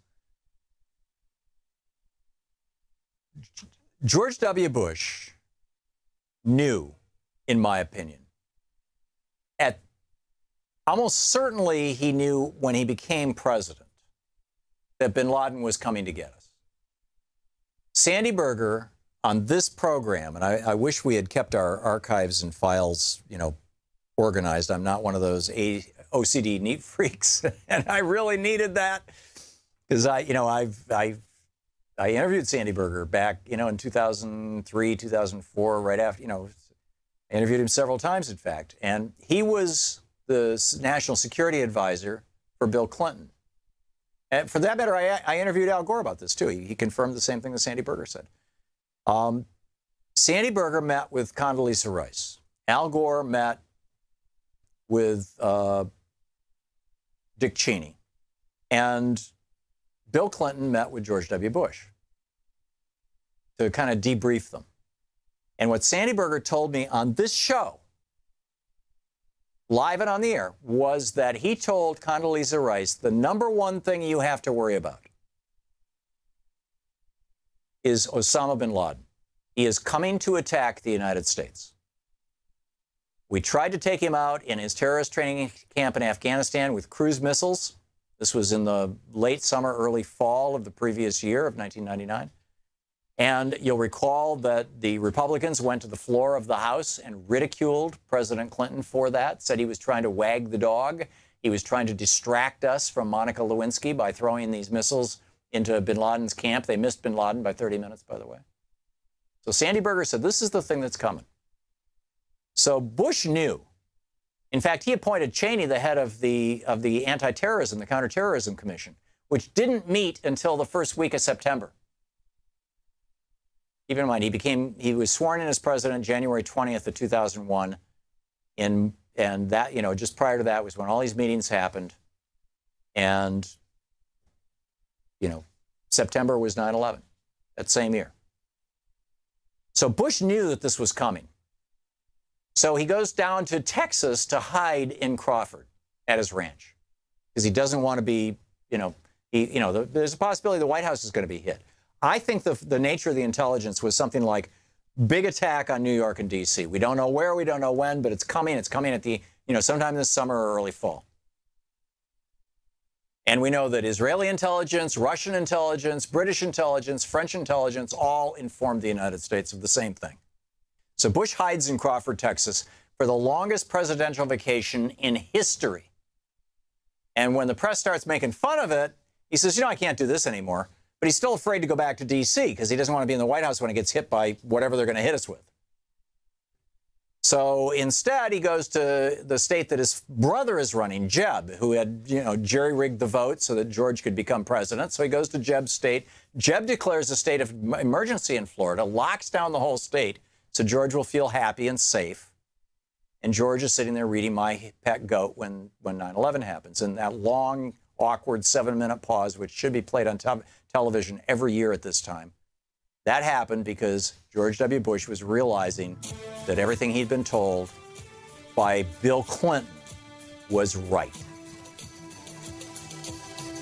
So that's my theory on what happened up to that point. After that, we'll pick it up on the other side of the break, and I'd love to hear your theories. What do you think?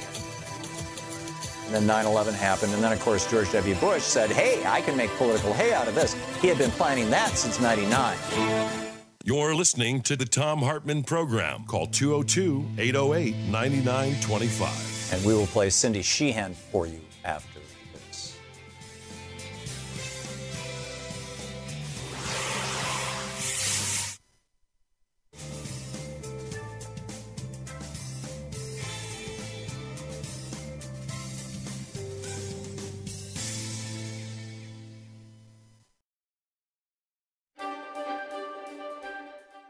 Well, it's that time of year again. You've probably noticed that your local NPR and whatnot stations are asking for money.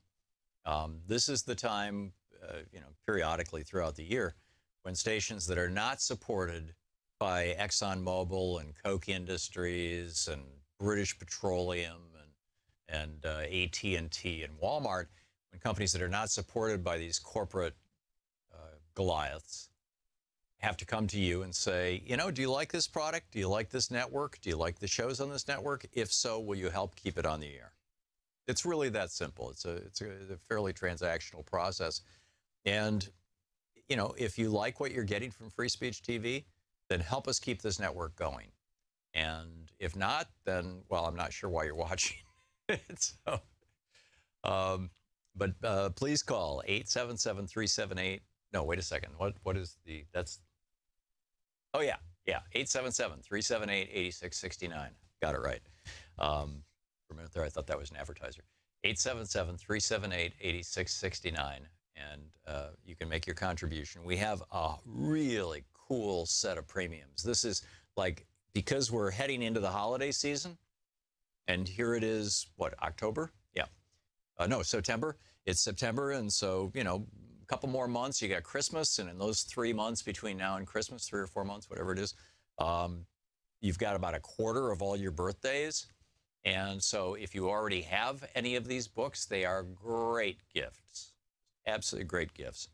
So anyhow, here's what we're offering and what Free Speech TV is offering to encourage you to help support this network. With a $60 gift, you get the Free Speech TV water bottle, plus the anti-Big Pharma money stamp from the Stamp Stampede from Ben Cohen's group. With a $120 gift, you get the Law and Vengeance book by Mike Papantonio. This is brand new. This is Pap's second novel. I read his first. I'm about halfway through this. It is brilliant. I mean, truly brilliant. This is like John Grisham style writing. And it's not yet available. You can pre-order it some places, but it'll be out in a couple of weeks. So if you order it now from Free Speech TV, you'll get one of the very first copies.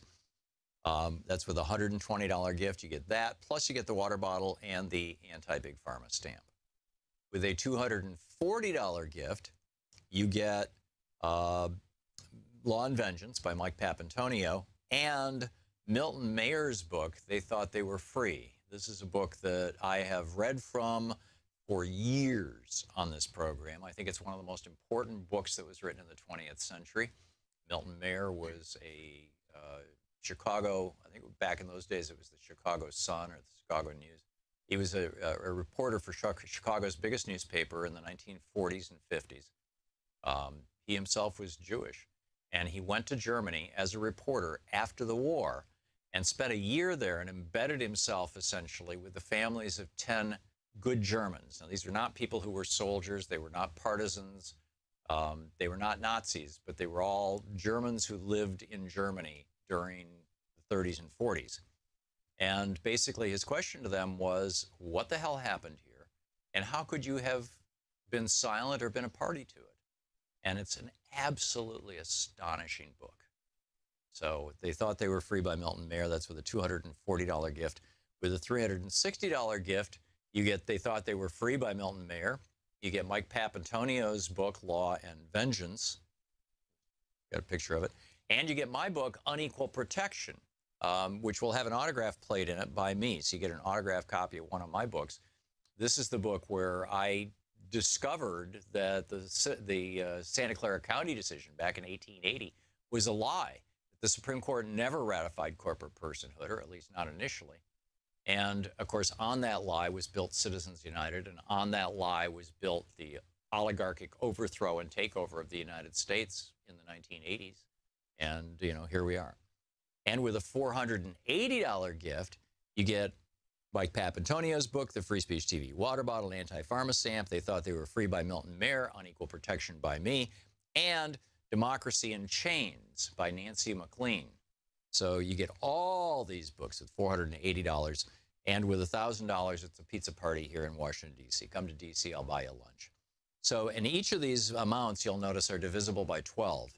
So, you know, if money is tight and you want to support Free Speech TV, the $60 contribution, the water bottle, that and the stamp, that's $5 a month for a year. The $120 gift, Papantonio's book and the water bottle, $120, that's $10 a month for a year. Most of us can afford that, right? $240 gift, which is the They Thought They Were Free book and the Law and Vengeance book. By the way, you get the premiums after you've made your final payment. The $240 gift, that's $20 a year. You know, $20 a month for a year.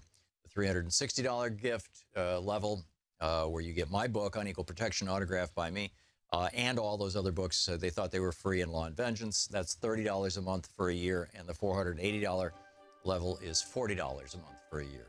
And that gets you Democracy in Chains, Unequal Protection, They Thought They Were Free, and Law and Vengeance, and the water bottle. So lots of stuff. Please help. 877-378-8660.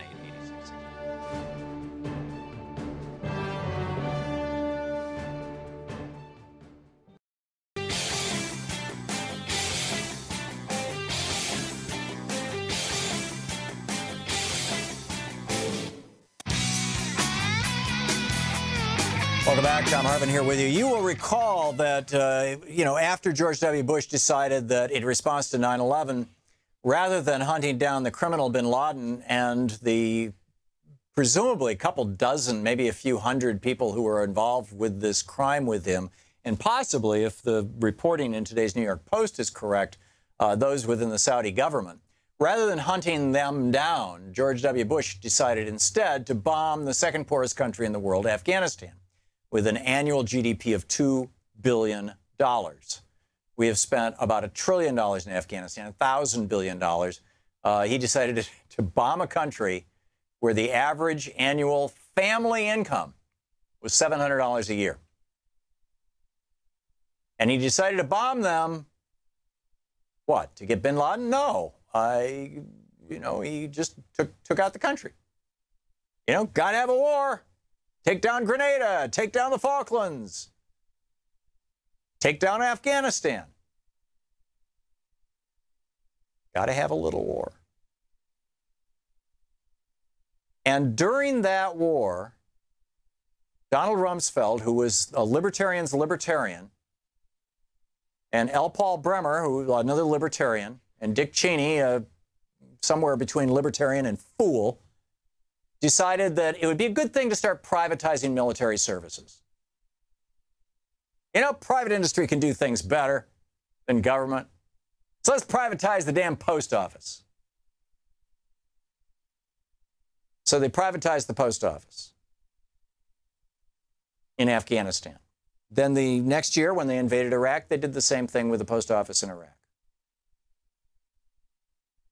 And so what happened when they privatized the post office in Iraq was that the company that got the private contract to deliver the mail from the airport in Iraq to the military bases, in other words, they pick it up at the Baghdad airport, which is about 30, 40 miles out of town, and drive it into town and into the green zone and deliver it to the soldiers who were barracked there.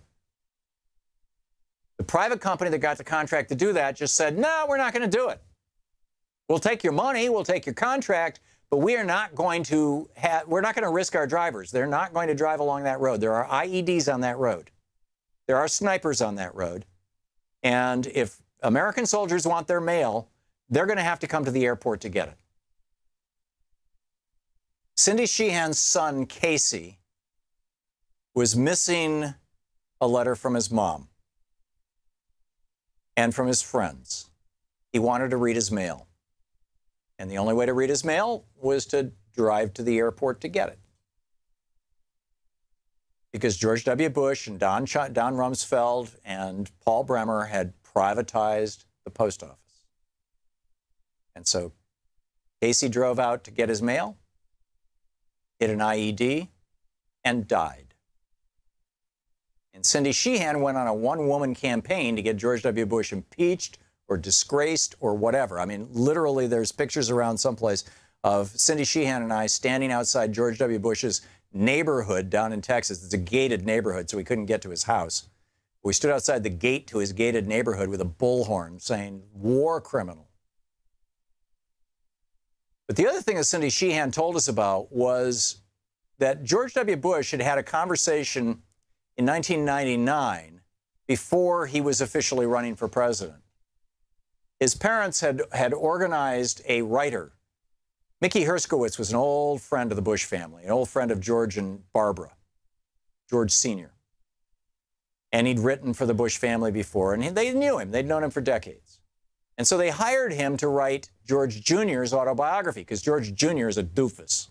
Couldn't write a book if he had to. So they hired a professional writer. His name was Mickey Herskowitz.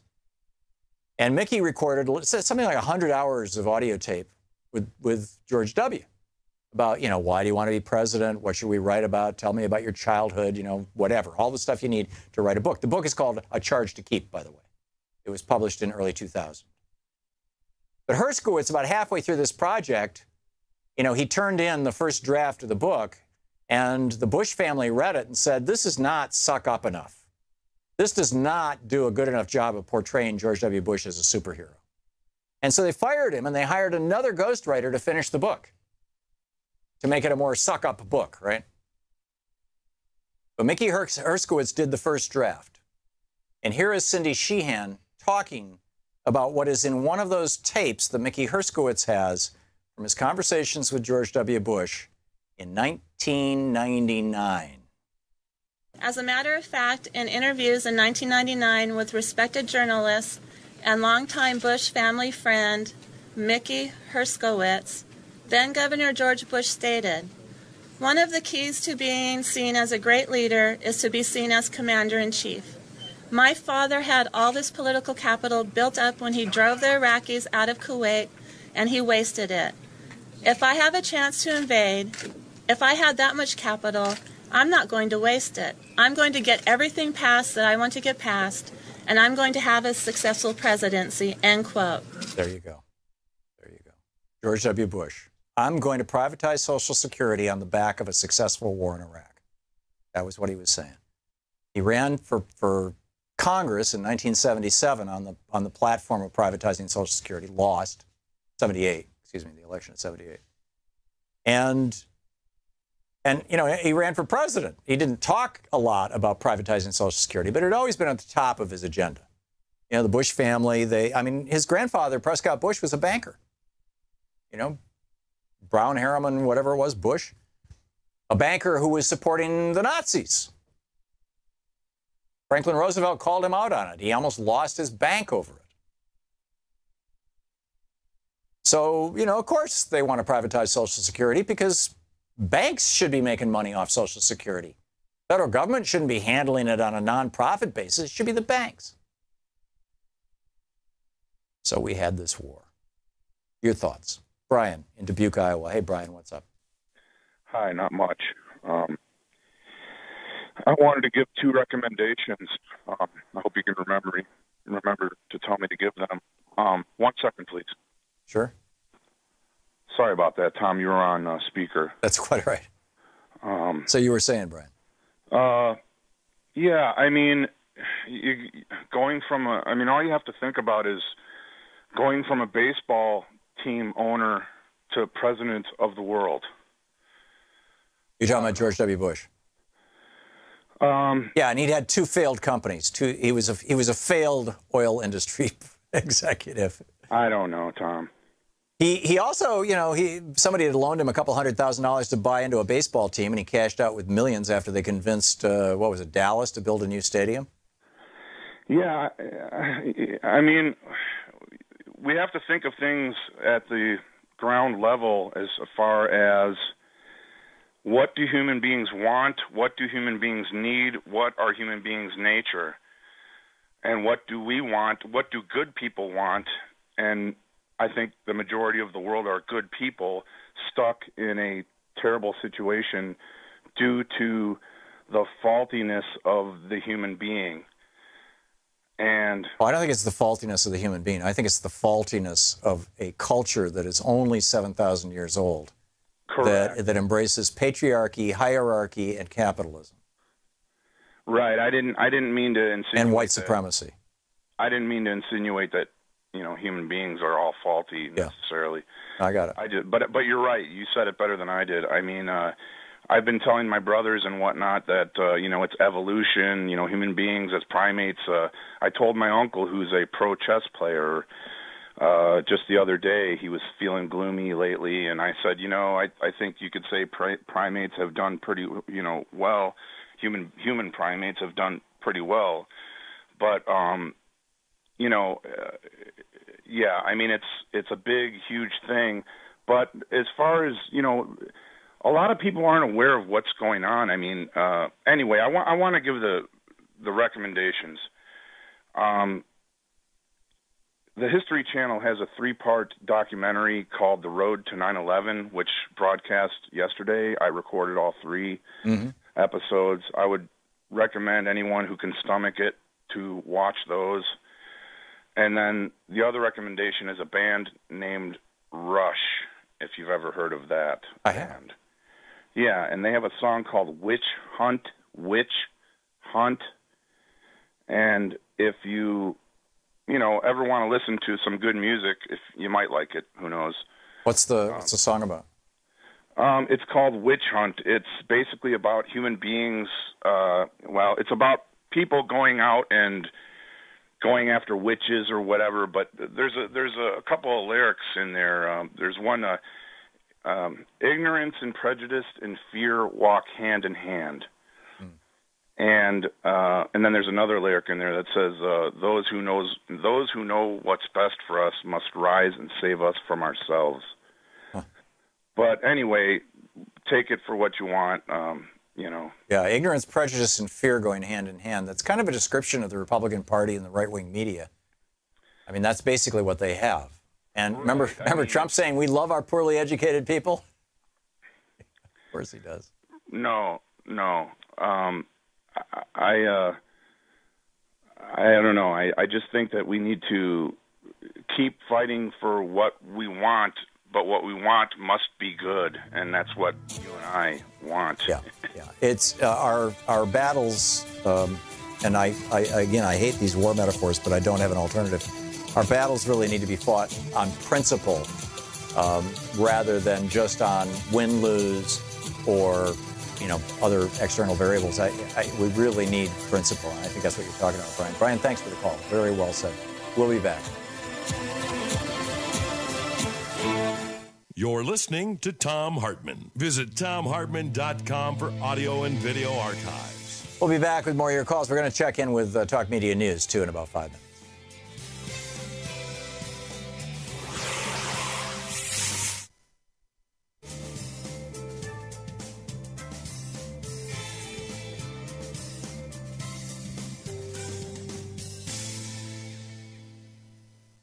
And welcome back. Rex, watching Free Speech TV on the Dish Network in Conifer, Colorado. Hey, Rex, what's on your mind? Hey, Rex? Tom. Hey, what's up? Howdy. Hey. I got you? You are on the air, Rex. All right, thanks. I'm sorry. I wasn't in the room. In August, before 9/11, George Bush and Condoleezza Rice had a big meeting over in Switzerland. I believe it was in Geneva. And they were scheduled to stay in a hotel, which everybody thought they were staying in. But instead, the Secret Service had put them on some fat cat's yacht out in the middle of the lake because they were afraid that airplanes might fly into that hotel. Oh, that was in Italy. That was the G20 meeting or whatever it was. Yeah, yes. Exactly. That was off the coast of Ancona, Italy. I remember that. And then after that, Condoleezza Rice sat testifying to Congress after 9/11 saying, who could imagine that they'd fly our airplanes into our own buildings? Right. Well, they imagined it in Switzerland. Right. Enough to get on a boat. Yep. You're absolutely right. Thank you for the reminder, Rex. Like that kind of incriminating. Yeah. Yeah, just kind of. Long-time listener, we're first-time caller, so I'm no good at it. Oh, no, you did a great job, Rex. Thank you very much for the call. I very much appreciate it, and thanks for watching Free Speech TV. John in Minneapolis. Hey, John, what's up? Yeah, I think this, documentary, it's called A New Economy, really does answer, some of the pressing issues about climate change and sustainability and how we can do things differently.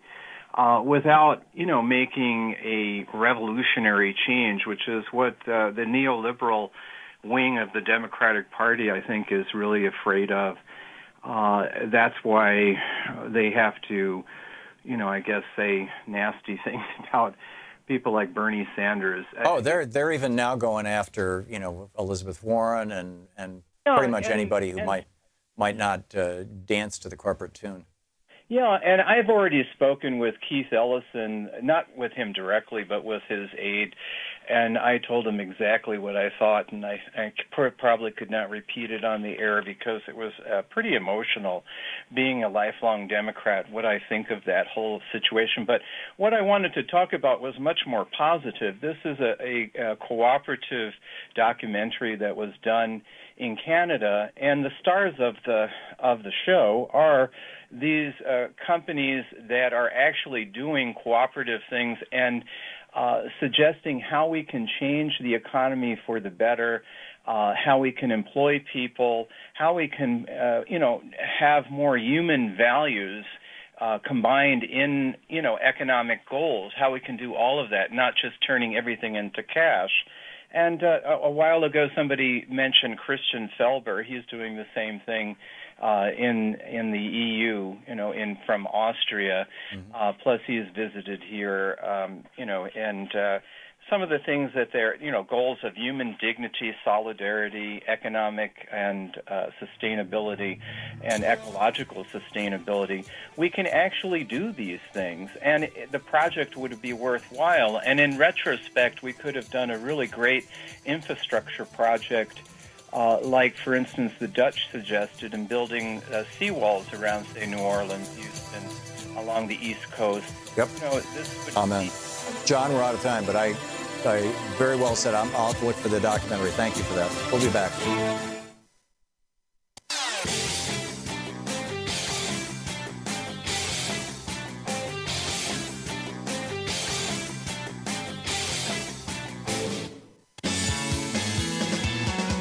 Welcome back. Let's check in with Talk Media News and find out what's going on in the world today. This report brought to you by goatsfortheoldgoat.com and Loving What You Do, a new book by by Ellen Ratner. Victoria Jones is on the line with us with Talk Media News. Hey, Victoria. Hey, Tom.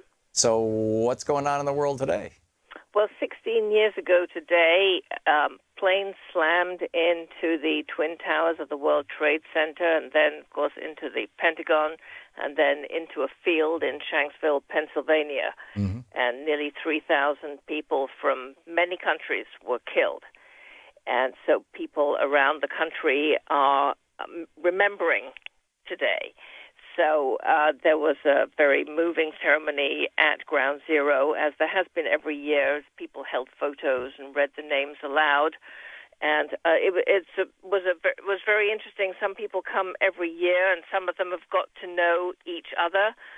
Some of them said they couldn't believe 16 years have passed. And some of them even give updates on marriages and births and graduations. And one woman, Delaney Colayo, read the names in honor of the 3 relatives who she lost in the attacks, her father and her 2 uncles. And so it was very powerful. And then obviously there was a memorial, there was a moment of silence at the White House with the president, and also there was a ceremony at the Pentagon and in the field at Shanksville as well. Meantime, in addition, there is a memorial being dedicated today in Hempstead, Long Island, it's twofold. There's 2 plaques on it. It's a 30-foot tall beam of Trade Center steel, an elevated walkway, and a granite plaque. It's on the shore. And the first plaque is for the nearly 3,000 people who died in the attacks. The separate plaque will have nearly 6,000 names of people who died years later of a variety of causes that their families or doctors suspected were linked to toxic ash and smoke at the site. And there is space for more names. This is just one of many memorials that are being put up around the country now for people who have died of illnesses. Yeah, there may be more dead first responders than there were dead initial victims. Yes. When all is said and done. Indeed. And for years, the Republicans fought any effort to support these people with their medical bills. My mind is boggled by that. It is an astonishing. I mean, it took, a decade before the Republicans came around on this? Yes, and ultimately it took Jon Stewart. Yeah, that's right. He shamed them into it. Yeah, it was shame. It wasn't sort of name and shame. It was shame and shame. There was some name and shame, and there was some shame and shame. Yeah, amazing. Yeah, it really was. It was the power of. It wasn't just the power of celebrity. It was the power of comedy. Mm-hmm. That it was quite. It was extraordinary. So that's one thing that's going on today. Meanwhile, Hurricane Irma has weakened into a still pretty dangerous tropical storm today as it's pushed inland. It's triggered record flooding in Florida's northeastern corner. Rescuers in the wake of this battered state are trying to reach victims. They don't know the full extent of the damage. It's now hitting Georgia. and it swamped homes, flooded streets. People have seen the televised coverage of this, I'm sure. Construction cranes going down, uprooted massive trees. More than 6 million homes and businesses are without power. That even may be up to nearly 7 million. I'm not sure now. Over 200,000 people huddled in shelters. Could take weeks for electricity to be restored for everyone. But so far, no deaths in Florida immediately linked to the storm. Whoa, seriously? Even in the Keys? Or is it just that they haven't gotten down there to go through houses? Exactly. They have not gotten down there yet, is my understanding, so we don't know in the Keys. And a sort of sidebar story, but an interesting one, particularly to you and to Louise. The Hemingway house. All the cats? We've been there. Yeah, well, the caretaker, who's 72, Jackie Sands, she and her staff of 10 decided to ride out the storm with the 54 cats. She refused to leave, even though Muriel Hemingway said go. She said, no, we're staying. We've got cat food. We've got water. We know how to do this. We're staying. The cats understand how to hide. And so we're all now waiting to hear. So we've never lost a cat in a hurricane, and so we're waiting. Remarkable. We're waiting. So that's that update. Okay. Also today, the Trump administration is asking the Supreme Court to lift restrictions on the president's travel ban. So what's happening is the Department of Justice asked the Supreme Court to stay the part of last week's Ninth Circuit Court of Appeals ruling that barred the government from prohibiting refugees who have formal assurances from resettlement agencies or are in the U.S. Refugee Admissions Program from entering the U.S. And now these are people who have been hyper-vetted. Right, hyper-vetted. And so the Ninth Circuit said that they can come in. And the court case is being heard on October the 10th. So this was a stay prior to the court case at the Ninth Circuit. Right. So the Ninth Circuit said, look, they can come in. Right. And so the Trump administration has gone to the Supreme Court today to say, no, they should not be able to come in until October the 10th. Incredible. Until the case is heard. So that's...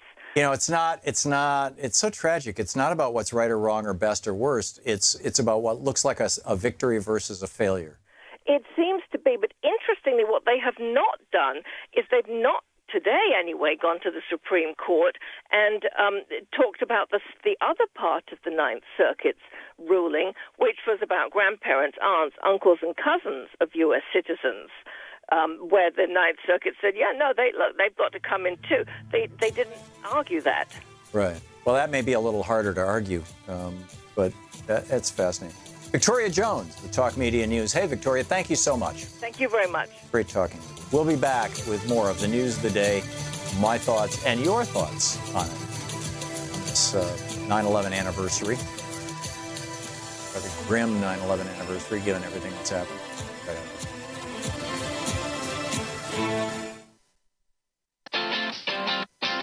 You're listening to Thom Hartmann.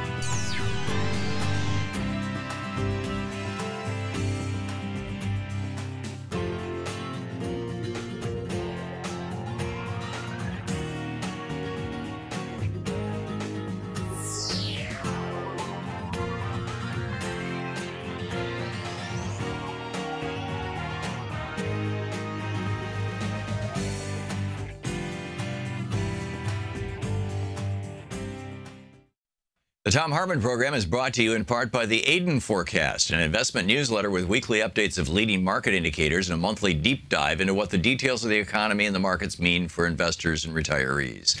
On the web at aidenmarkets.com. Wines have some of the highest pesticide levels in our food chain. This hour brought to you by EcoWine.com. Pesticide-free wines, organic wines, imported from France by the Organic Wine Company, EcoWine.com. Hartmann Program is brought to you in part by Super Beets.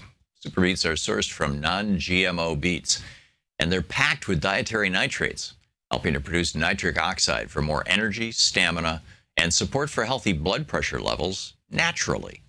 For more information, call 800-223-8242 or visit tomsbeets.com.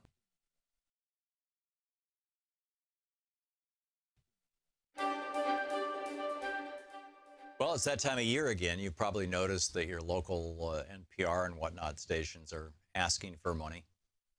This is the time, periodically throughout the year, when stations that are not supported by ExxonMobil and Koch Industries and British Petroleum and AT&T and Walmart, when companies that are not supported by these corporate Goliaths have to come to you and say, do you like this product? Do you like this network? Do you like the shows on this network? If so, will you help keep it on the air?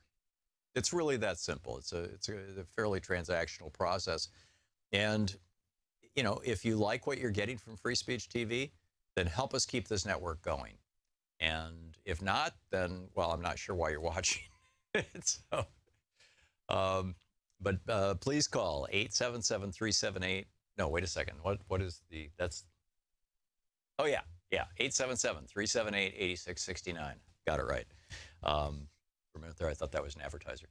877-378-8669, and you can make your contribution. We have a really cool set of premiums. This is because we're heading into the holiday season, and here it is, October? Yeah.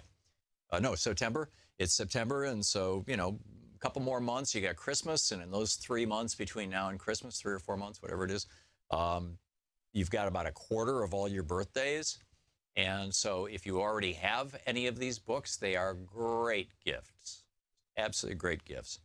So anyhow, here's what we're offering and what Free Speech TV is offering to encourage you to help support this network with a $60 gift. You get the Free Speech TV water bottle, plus the anti-Big Pharma money stamp from the Stamp Stampede from Ben Cohen's group. With a $120 gift, you get the Law and Vengeance book by Mike Papantonio. This is brand new. This is Pap's second novel. I read his first. I'm about halfway through this.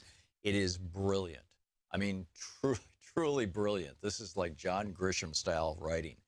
And it's not yet available. You can pre-order it some places, but it'll be out in a couple of weeks. So if you order it now from Free Speech TV, you'll get one of the very first copies. That's with a $120 gift. You get that, plus you get the water bottle and the anti-Big Pharma stamp. With a $240 gift, you get Law and Vengeance by Mike Papantonio and Milton Mayer's book, They Thought They Were Free. This is a book that I have read from for years on this program. I think it's one of the most important books that was written in the 20th century. Milton Mayer was a Chicago, I think back in those days it was the Chicago Sun or the Chicago News. He was a reporter for Chicago's biggest newspaper in the 1940s and 50s. He himself was Jewish, and he went to Germany as a reporter after the war and spent a year there and embedded himself essentially with the families of 10 good Germans. Now, these are not people who were soldiers. They were not partisans. They were not Nazis, but they were all Germans who lived in Germany during the 30s and 40s. And basically his question to them was, what the hell happened here? And how could you have been silent or been a party to it? And it's an absolutely astonishing book. So They Thought They Were Free by Milton Mayer. That's with a $240 gift. With a $360 gift, you get They Thought They Were Free by Milton Mayer. You get Mike Papantonio's book, Law and Vengeance. Got a picture of it. And you get my book, Unequal Protection, which will have an autograph plate in it by me. So you get an autographed copy of one of my books. This is the book where I discovered that the Santa Clara County decision back in 1880 was a lie. The Supreme Court never ratified corporate personhood, or at least not initially. And, of course, on that lie was built Citizens United, and on that lie was built the oligarchic overthrow and takeover of the United States in the 1980s. And, you know, here we are. And with a $480 gift, you get Mike Papantonio's book, The Free Speech TV Water Bottle, Anti-Pharma Stamp, They Thought They Were Free by Milton Mayer, Unequal Protection by Me, and Democracy in Chains by Nancy McLean. So you get all these books at $480, and with $1,000, it's a pizza party here in Washington, D.C. Come to D.C., I'll buy you lunch. So, and each of these amounts, you'll notice, are divisible by 12. So, you know, if money is tight and you want to support Free Speech TV, the $60 contribution, the water bottle, that and the stamp, that's $5 a month for a year. The $120 gift, Papantonio's book and the water bottle, $120, that's $10 a month for a year.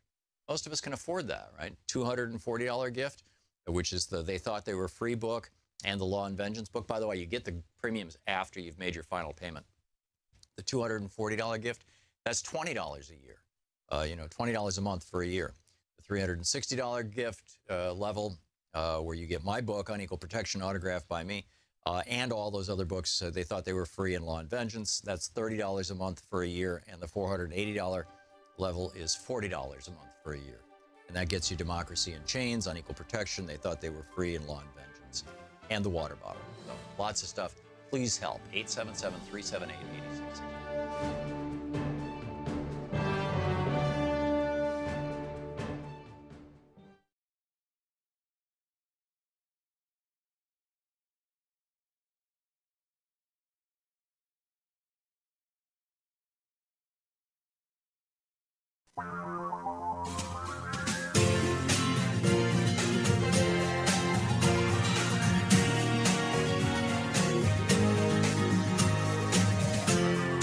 This is the Thom Hartmann Program.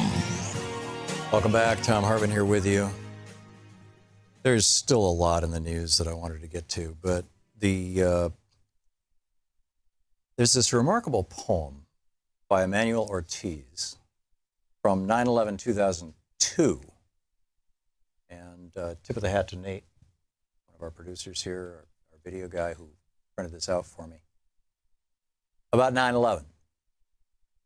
And, you know, it starts out, before I start this poem, I'd like to ask you to join me in a moment of silence in order of those who died in the World Trade Center and the Pentagon last September 11. But then it gets interesting. He said, but I would also like to ask you to offer up a moment of silence for all of those who have been harassed, imprisoned, disappeared, tortured, raped, or killed in retaliation for those strikes. For the victims in both Afghanistan and the U.S. And if I could add just one more thing, a full day of silence for the tens of thousands of Palestinians who've died at the hands of U.S.-backed Israeli forces over decades of occupation. 6 months of silence for the 1.5 million Iraqi people, mostly children, who have died of malnourishment or starvation as a result of an 11-year U.S. embargo against their country. Before I begin this poem, 2 months of silence for the blacks under apartheid in South Africa, where Homeland Security made them aliens in their own country. 9 months of silence for the dead in Hiroshima and Nagasaki, where death rained down and peeled back every layer of concrete, steel, earth, and skin, and the survivors went on as if alive.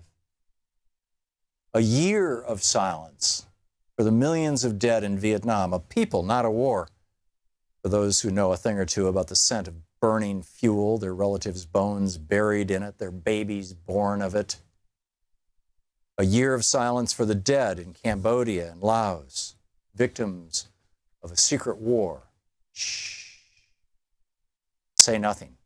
We don't want them to learn they're dead. 2 months of silence for the decades of dead in Colombia, whose names, like the corpses they once represented, have piled up and slipped off our tongues.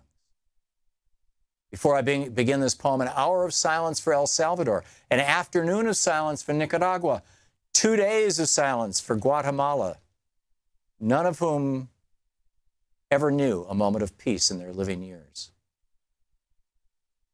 45 seconds of silence for the 45 dead at Actel, Chiapas, 25 years of silence for the 100 million Africans who found their graves far deeper in the ocean than any building could poke into the sky.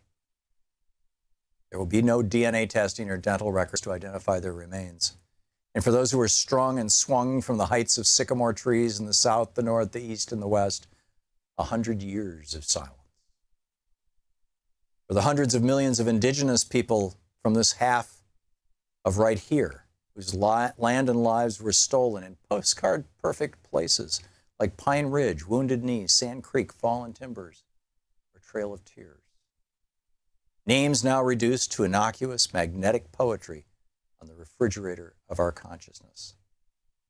So you want a moment of silence? We are all left speechless. Our tongues snatched from our mouths, our eyes stapled shut. A moment of silence, and the poets have all been laid to rest. The drums disintegrating into dust.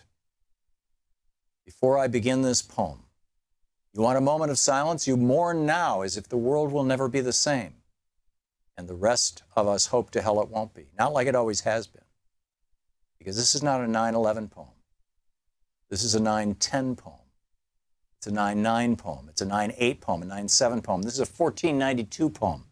This is a poem about what causes poems like this to be written. And if this is a 9/11 poem, then this is the September 11th poem for Chile, 1971. This is the September 12th poem for Steve Biko in South Africa in 1977. This is the September 13th poem for the Brothers at Attica Prison, New York, 1971. This is the September 14th poem for Somalia, 1992. This is a poem for every day that falls to the ground in ashes. This is a poem for the 110 stories that were never told.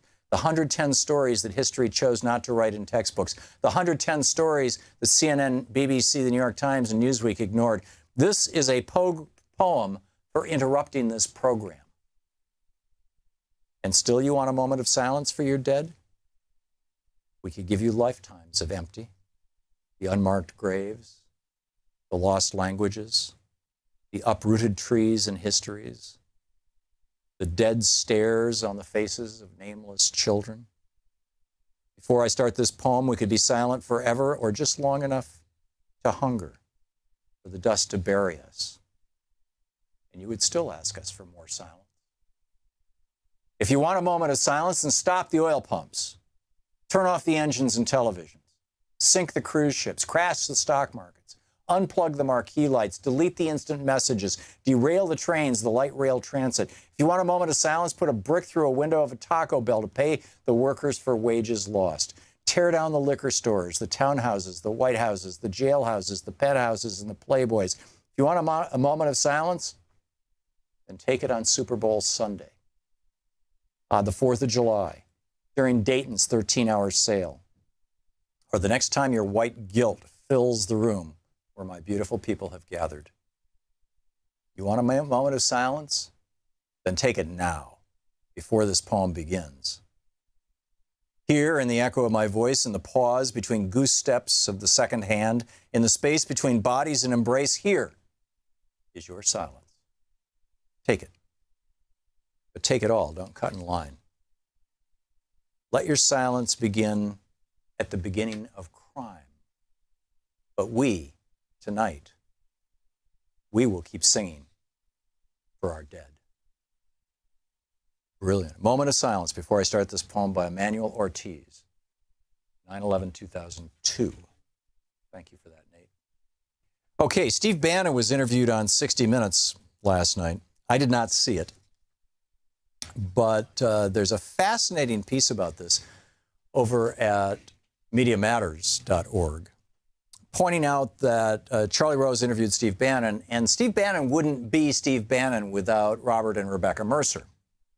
They put the money into Breitbart to turn it into what it is. Their company, Cambridge Analytica, did the data analysis that was so important for the Trump campaign to be able to successfully use Facebook to exploit people's fears, desires, likes, whatnot, to promote the Trump candidacy and to trash Hillary Clinton. Without the Mercers, there'd be no Bannon, there'd be no Breitbart, and there wouldn't be a President Trump. And so you would think that, that would be like the most important thing, right? I mean, the Mercers are part owners of Breitbart. Their foundation serves as the primary funder of the Government Accountability Institute, which is a conservative research group where Bannon previously served as chairman. Bannon co-founded a company called Glittering Steel, which the Mercers own. So why didn't Charlie Rose ask even one word about the Mercers? I was asking the same thing yesterday. I think it was Chuck Todd. Maybe it was Jake Tapper, I forget, was interviewing John McCain on TV. And he said, you acknowledge climate change. Why won't your Republican colleagues? I'm paraphrasing from memory here. This isn't word for word, but close to it. He said, you acknowledge climate change. Why won't your Republican colleagues? And John McCain said, I honestly don't know. Which was a complete bald-faced lie. And then he went on to talk about, in Arizona, we've got all kinds of sunlight. We don't, we should be moving to renewables. Duh. But the reason the Republicans are unwilling to acknowledge climate change, which I thought was particularly interesting because the next guest, as I recall, was I think Scott Pruitt. It was one of these guys from the administration who's a climate change denier. And he never asked him, why do you deny climate change? Why do Republicans deny climate change? The simple reason is they're taking money from the fossil fuel industry. And I'm not talking, paycheck money. I'm talking hundreds of millions of dollars, billions of dollars perhaps. Certainly over, a decadal periods of time, billions of dollars are going from the profits of oil, gas, and natural gas and coal to the pockets of Republican politicians and a couple of Democrats. But it's 15-1 in favor of Republicans. So we have that. And then you have Fox so-called news. Julia Conley, staff writer over at Common Dreams, wrote this absolutely brilliant piece about the people at Fox News and what's going on there. And it's a summary of research that was done by two universities, two world-class universities, Emory University down in Atlanta and Stanford University. And what they found was literally watching only 3 minutes of Fox News coverage a week would make Democratic and centrist voters 1% more likely to vote Republican in the 2008 election. That Fox News, every other network, puts on the air what they think is going to make them the most money. That's what they do. Fox News doesn't do that. Fox News puts on the air what is going to promote right-wing values, what's going to promote the things that are of interest to the billionaire class. Keep the working class fighting with each other. Keep them hating each other over whether or not to have unions. Keep them hating each other over whether they should hate the gay members of their family. Keep them hating each other over the people of color who work with the white people. Keep them all at each other's throats. Why? Because it serves the interests of billionaires to do so. The research, this is from this article. First of all, they say that if it wasn't for Fox News, if Fox News didn't exist, George Bush would never have won. Never have won. Well, he didn't win anyway. I mean, the Supreme Court stopped the vote count in Florida and gave him the presidency. But they also say the research shows that Fox appears to be driven by its ability to shift its viewership to the right even more than it's guided by its bottom line. According to Vox, the study finds that Fox isn't setting its ideology where it ought to be to maximize its viewership. It's much more conservative than is optimal from that perspective, but it's pretty close to the slant that would maximize its persuasive power that would result in the largest rightward movement among viewers. CNN, by contrast, showed less interest in operating as a political agent. Same with MSNBC. They just present the news. With an attitude, but they present the news. Fox News Channel, they write, is consistently more effective at converting viewers than is MSNBC, which has correspondingly estimated persuasion rates of just 16%, 0%, and 8%, some study. In other words, Fox News is a propaganda channel. This is the Thom Hartmann Program. We'll be back with more of the news of the day and your calls after. I got to tell you what's going on in China with electric cars. This is mind-blowing.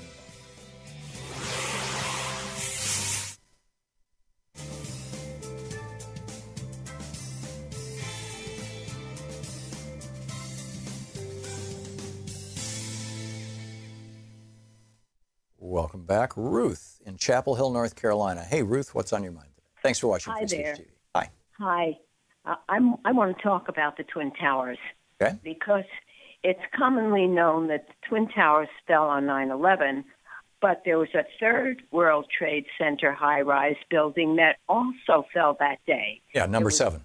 Number 7, 47-story steel-framed skyscraper, a block away from the Twin Towers, and it wasn't hit by any plane, but it collapsed at 5:20 that evening, imploding in the exact manner of a professionally engineered demolition. Yeah, my understanding it wasn't a block away, it was across the street, and that they had 10,000 gallons of diesel fuel on their roof to power generators in the event that the city were to flood and lose power, and that diesel fuel caught on fire. Is that not the case? I don't think so. As far as engineers have said, that there are the question about the World Trade Center, that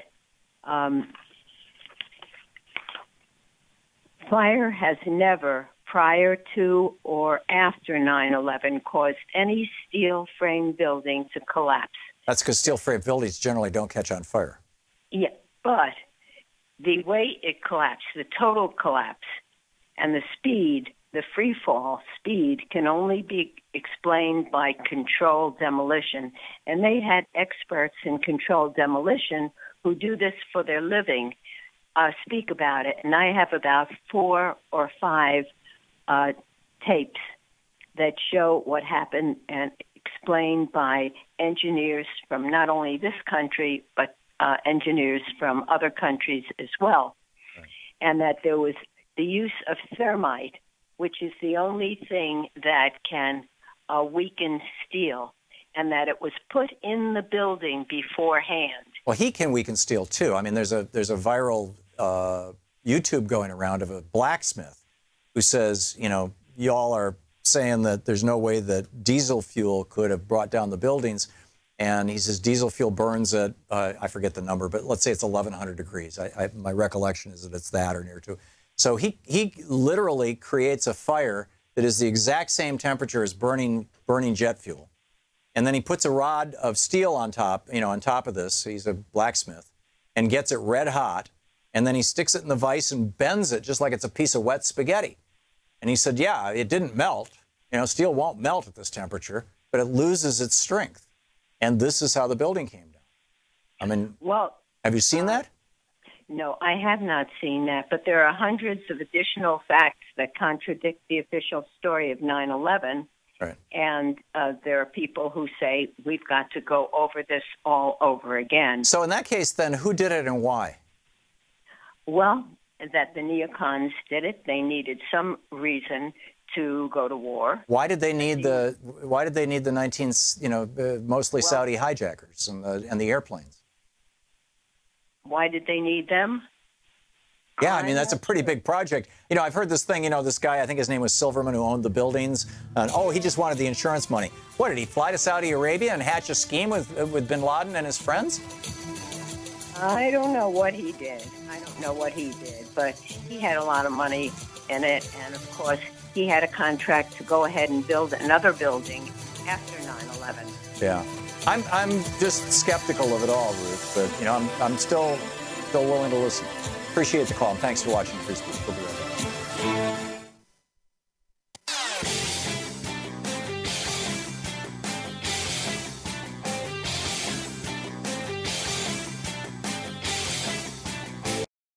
Hi, I'm Heather with Free Speech TV. Your support, whether through giving of donations, volunteering, or even spreading the word, has made it possible for the only independent progressive news network to sustain for more than 20 years.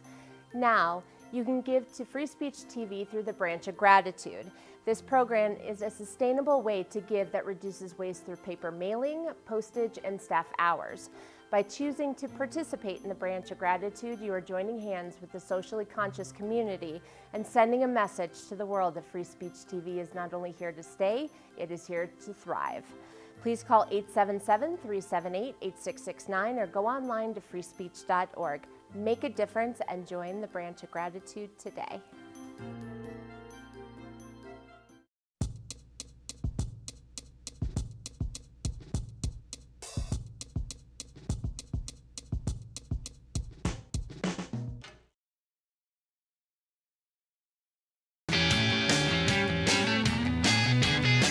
Welcome back. Thom Hartmann here with you.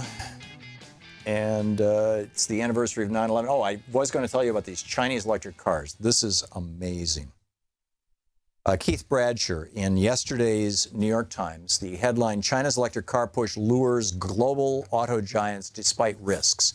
Now, the risks are that whenever China allows an American company to manufacture advanced technology in China, whether it is a cell phone or an internet router or the control systems for an airplane or a missile, whatever it may be, whenever China allows an American company to outsource their work to China, that American company also has to give the technology to China or familiarize them with it so that they can basically steal it.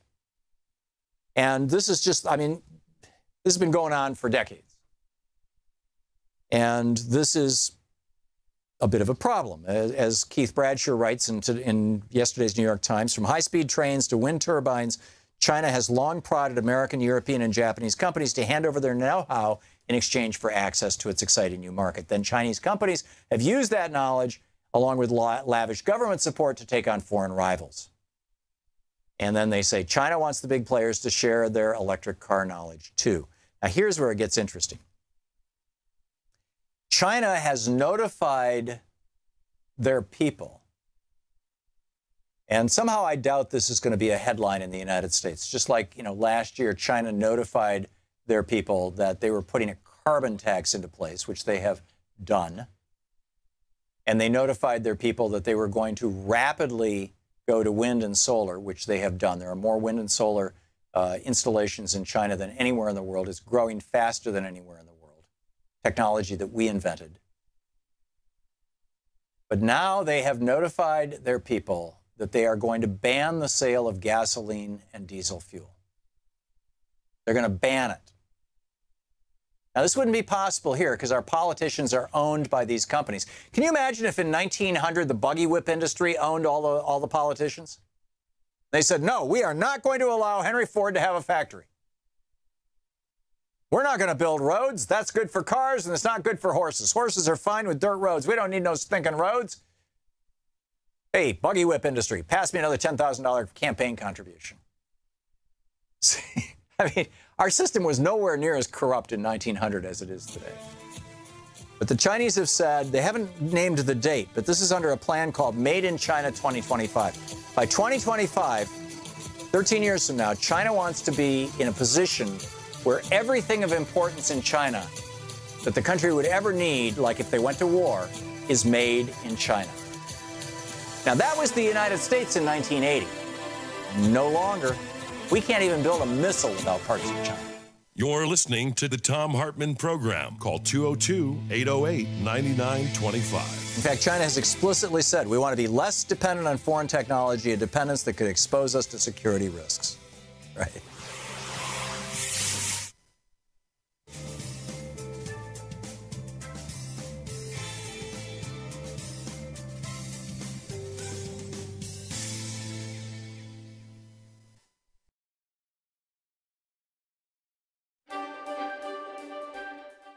Well, it's that time of year again. You've probably noticed that your local NPR and whatnot stations are asking for money.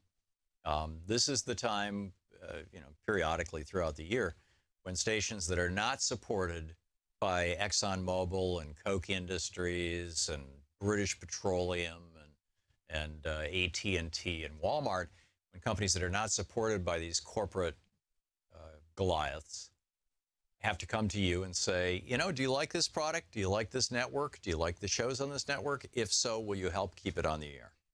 It's really that simple. It's a fairly transactional process. And, if you like what you're getting from Free Speech TV, then help us keep this network going. And if not, then, well, I'm not sure why you're watching it. But please call 877-378. No, wait a second. What is that's. Oh, yeah. 877-378-8669. Got it right. For a minute there, I thought that was an advertiser. 877-378-8669. And you can make your contribution. We have a really cool set of premiums. This is like because we're heading into the holiday season, and here it is, what, October? Yeah. No, September. It's September, and so, you know, a couple more months, you got Christmas, and in those 3 months between now and Christmas, 3 or 4 months, whatever it is, you've got about a quarter of all your birthdays. And so if you already have any of these books, they are great gifts, absolutely great gifts. So anyhow, here's what we're offering and what Free Speech TV is offering to encourage you to help support this network. With a $60 gift, you get the Free Speech TV water bottle, plus the anti-Big Pharma money stamp from the Stampede from Ben Cohen's group. With a $120 gift, you get the Law and Vengeance book by Mike Papantonio. This is brand new. This is Pap's second novel. I read his first. I'm about halfway through this. It is brilliant. I mean, truly brilliant. This is like John Grisham style writing. And it's not yet available. You can pre-order it some places, but it'll be out in a couple of weeks. So if you order it now from Free Speech TV, you'll get one of the very first copies. That's with a $120 gift. You get that, plus you get the water bottle and the anti-Big Pharma stamp. With a $240 gift, you get Law and Vengeance by Mike Papantonio and Milton Mayer's book, They Thought They Were Free. This is a book that I have read from for years on this program. I think it's one of the most important books that was written in the 20th century. Milton Mayer was a Chicago, I think back in those days it was the Chicago Sun or the Chicago News.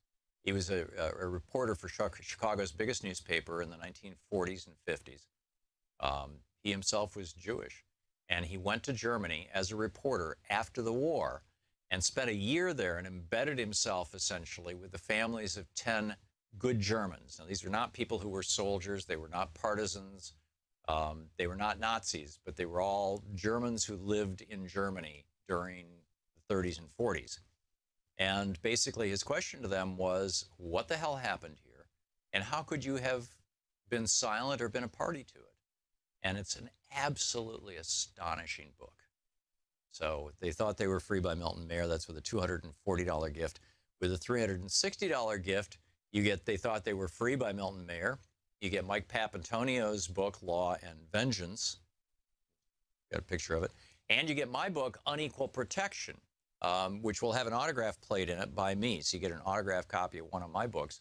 This is the book where I discovered that the Santa Clara County decision back in 1880 was a lie. The Supreme Court never ratified corporate personhood, or at least not initially. And, of course, on that lie was built Citizens United, and on that lie was built the oligarchic overthrow and takeover of the United States in the 1980s. And, you know, here we are. And with a $480 gift, you get Mike Papantonio's book, The Free Speech TV Water Bottle, Anti-Pharma Stamp, They Thought They Were Free by Milton Mayer, Unequal Protection by me, and Democracy in Chains by Nancy McLean. So you get all these books at $480, and with $1,000, it's a pizza party here in Washington, D.C. Come to D.C., I'll buy you lunch. So, and each of these amounts, you'll notice, are divisible by 12. So, you know, if money is tight and you want to support Free Speech TV, the $60 contribution, the water bottle, that and the stamp, that's $5 a month for a year. The $120 gift, Papantonio's book and the water bottle, $120, that's $10 a month for a year. Most of us can afford that, right? $240 gift, which is the They Thought They Were Free book and the Law and Vengeance book. By the way, you get the premiums after you've made your final payment. The $240 gift, that's $20 a year. You know, $20 a month for a year. The $360 gift level, where you get my book, Unequal Protection, autographed by me, and all those other books. They Thought They Were Free in Law and Vengeance. That's $30 a month for a year, and the $480 level is $40 a month for a year. And that gets you Democracy in Chains, Unequal Protection, They Thought They Were Free in Law and Vengeance, and the water bottle. So lots of stuff. Please help. 877-378-86.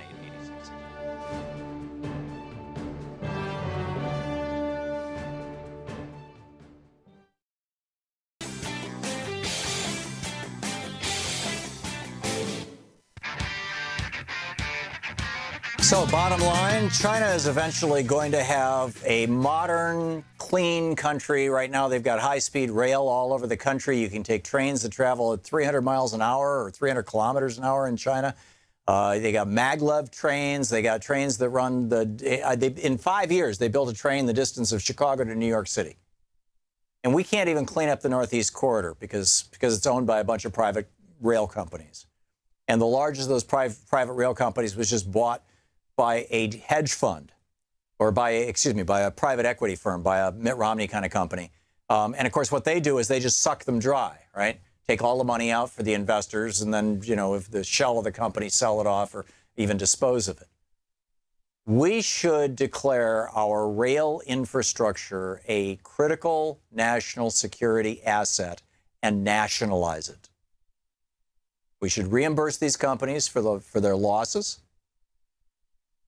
We should allow them to continue to run rail, trains and things over the rails, but the rails should be part of the interstate, part of the infrastructure of the United States. And we should have been running railroad cars down to southern Florida to pick people up and bring them north. You can move 1,000 people on a single train. It's faster than cars. It's faster than buses. It's more efficient than airplanes. You can run trains in pretty bad weather. Why are we not doing this?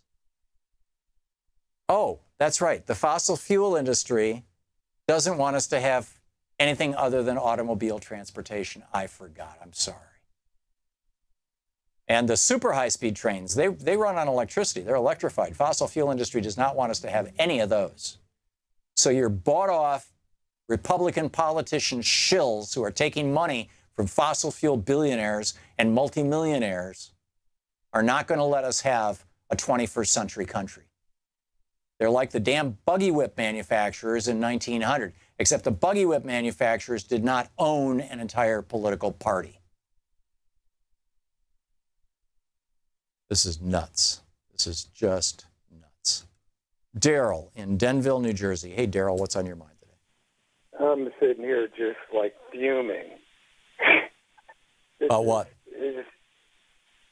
Just our lack of commitment to renewable energy. It's just, I just read a little while ago that, China has 70% of the world's photovoltaic power. Right. 70%.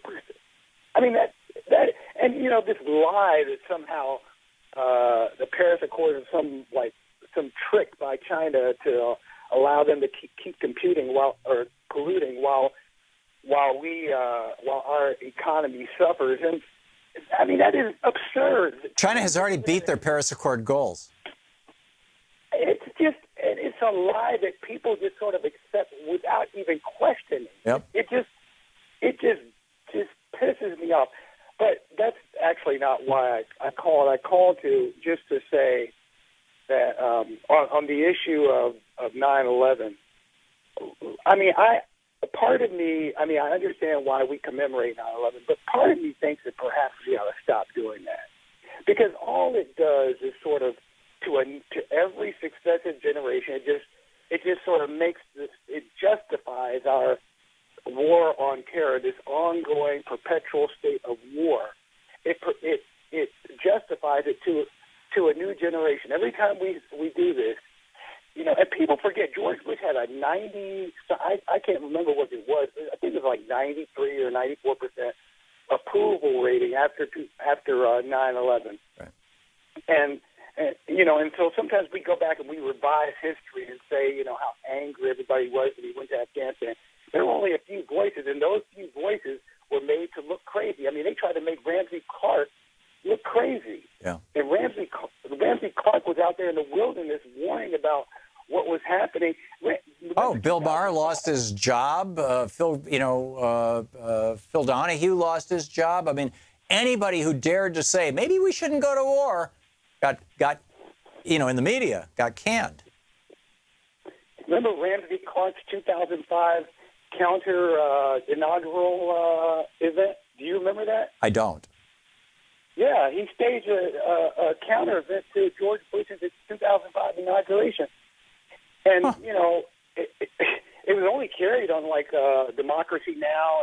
and maybe one other station. Boy, I missed But it. it was a whole, Yeah. yeah, it was a whole thing. The great thing is about now you can find that stuff on YouTube and even like some of the resistance to the war effort, YouTube's video archives have a lot of that stuff there. So, you know, rather than just commemorate 9/11 and the war on terror, I think it's also useful to go back and look at the dissenting voices and really study the dissent and the protests. I mean, there were protests all over the world. It was literally the world's largest protest, the anti-Iraq war protests that happened around the beginning of 2002, around the winter of 2002, before we started the invasion of Iraq, were the largest protest in the history of the world. And you remember how the media briefly just reported the diversion of assets to Iraq even before the authorization force against Iraq. They reported it briefly, and then that suddenly just went away. They stopped talking about it altogether. Well, not only that, we attacked Iraq without any reason, without any cause, without any legal justification, and in violation of international law. And it took 6 months for George Bush to get these. I forget who was his UN ambassador at the time. But anyhow, to get the UN to say, okay, we'll give you retroactive permission to attack a country that did not attack you. And I mean, it was for 6 months we were international war criminals. Was that before Bolton, or was Bolton the? I don't remember, frankly. I'm sorry. Yeah. It doesn't matter. Criminal, whoever it was. Yeah. Yeah.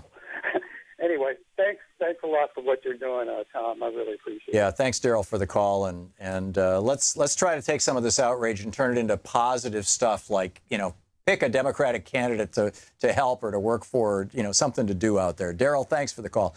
Carmen in Paradise, Montana. Hey, Carmen, what's up? Hey, Tom. I was listening to what was going on today about the wars and everything, and I want to go back. It was all the same thing, how they start them, like the Tonkin Gulf incident never happened, weapons of mass destruction. Right. Remember the Maine. Babies were never thrown out of the incubators and everything. Yep. And I spent 3 tours over there in the Mekong Delta, and we basically, what I surmise in my own head is, we basically murdered everybody to clear the land for Royal Dutch Shell. Now, we didn't even have American dollars over there. We got military payment certificates with the Queen's picture on it. So I said, who the hell am I fighting for? Because every time we had to clear out a bunch of, population and stuff, after we were done, Royal Dutch Shell would come in and sink oil wells there. Seriously? Like 44,000 wells down there now. And America. Wait a minute. Carmen, I never knew this. They were drilling for oil in South Vietnam while you were there fighting? Yes. Yeah. Royal Dutch Shell. Holy cow. Okay. Big shell signs. If you watch the old Vietnam, when they attacked during the Tet Offensive, you'll see shell signs everywhere, okay? What is the status of Shell's drilling operations in Vietnam now? I don't know, but I understand they have 30 or 40,000 wells in the Mekong Delta. I don't know where I got the information from, but I know when I was there, we were protecting them, and we were clearing the land of its ownership so they could go ahead and get the oil. Now, we were fighting that war with our money, like we fight every war with our money. Right. And every time we go, we're always fighting for either water, oil, or minerals for some unknown entity. We don't know who they are. And I'd like to know why Americans keep putting up with paying for wars when these companies are not revealed to us and they don't pay taxes or nothing toward the war efforts, or or just even try to remunerate families for their dead and wounded. Right. All they do right now, I know we're in Afghanistan because I talk to people to protect us. Pakistan, number one, is they got the nuclear weapon. They're afraid of the Taliban taking it over. But number two is they found a mountain range that's like solid lithium. Yeah. They're not going to leave the place. Yeah, there's $1 trillion worth of rare earth minerals there that can be used to make cell phones. Right. They're not going to leave the place until Minnesota mining gets done taking those mountains down to level land. Yeah. It's going to be 20 years, Yep. Why the hell? Who the hell is keeping all the truth from us? I mean, this is so bad, and it's like everybody's had a mask pulled over their face, And 99.99% of the people just don't want to know because they've been fed this baby pablum as news for their whole lives. Yeah, Carmen, you want a real interesting experience, go to a website called theyrule.net and bring up the names of the big media companies or the companies that own the big media companies. And then you can, and what it'll do is it'll pop out their board of directors. And then you can click on each one of the directors and see what other companies they're also on the boards of. And it's an absolutely shocking experience. In my book, Unequal Protection, using that website, I started with AT&T and ended with AT&T and went through 100 companies where, you know, AT&T has a board member who's shared with Lucien. Lucien has a board member who's shared with Citibank. Citibank has, I mean, I'm just making this up as I go along, but you can find it in the book, the actual names. Citigroup has a board member who's shared with McDonald's. McDonald's has a board member who's shared with McDonnell Douglas. McDonnell Douglas has a board member, you know, and it goes all the way back around to another guy who's on AT&T's board. These companies, including the media companies, are all basically the same organism. That's what's going on. What I'm saying, Tom, is Americans haven't figured out, you know, the elephant standing in the room is why we keep paying for these wars, why we keep losing our sons, daughters, mothers, and fathers, everybody that's going over there, and pay for the whole thing with our taxes and run our economy into the ground. And when it's over, and it's all being either, you know, these resources like water, minerals, oil, whatever, are being controlled by big corporations who don't even want to. I mean, we've been relegated as just a muscle for unknown entities. And nobody ever acknowledges the point of who we're fighting for. Carmen, what you're saying is almost word for word from Smedley Butler. If you're not familiar with his book War is a Racket, I commend it to you. You will. If you're not familiar with it, it'll blow your mind. Carmen, I got to run, but thanks for listening to us on Sirius XM. Thanks for the call, and spot on. You're listening to Thom Hartmann. Visit ThomHartmann.com for audio and video archives. More of your calls right after this.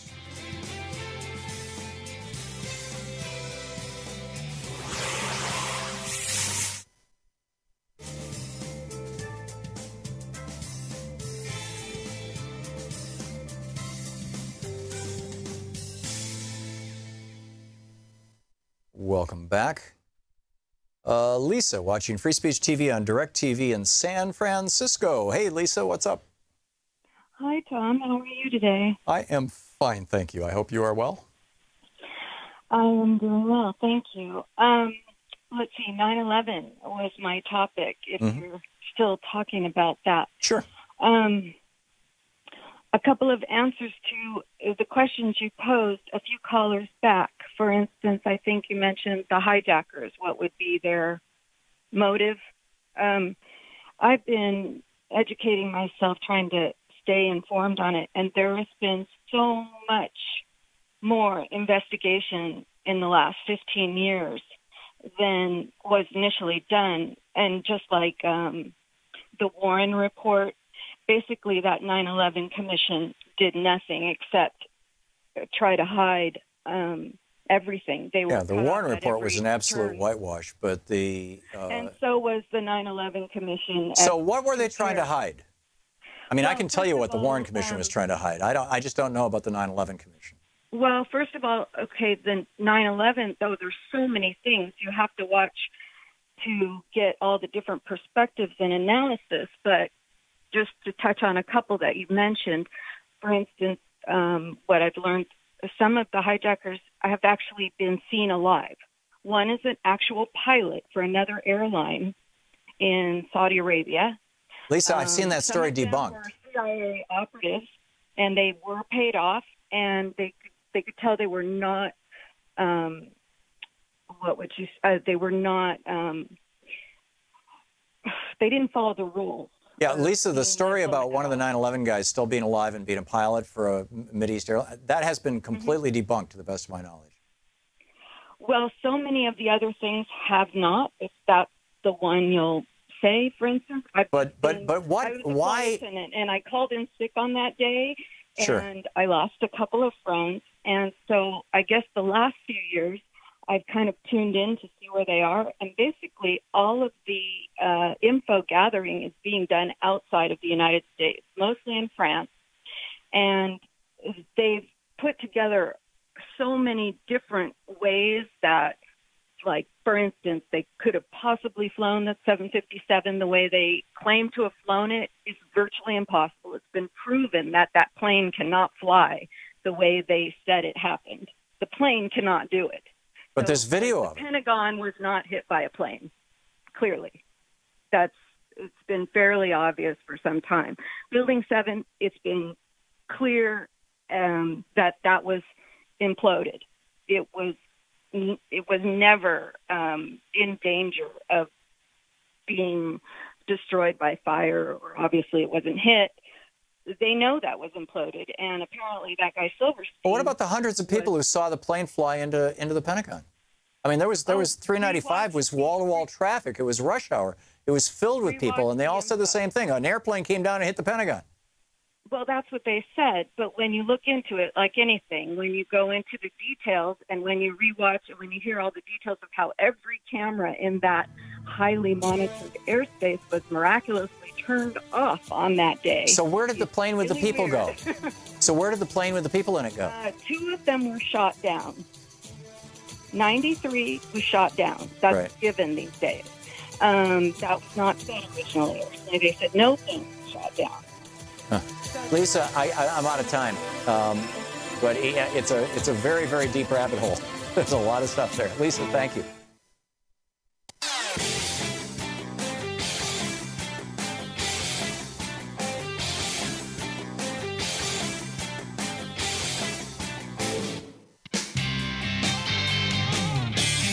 Welcome back. Thom Hartmann here with you. Wayne in Chicago. Hey, Wayne, what's on your mind today?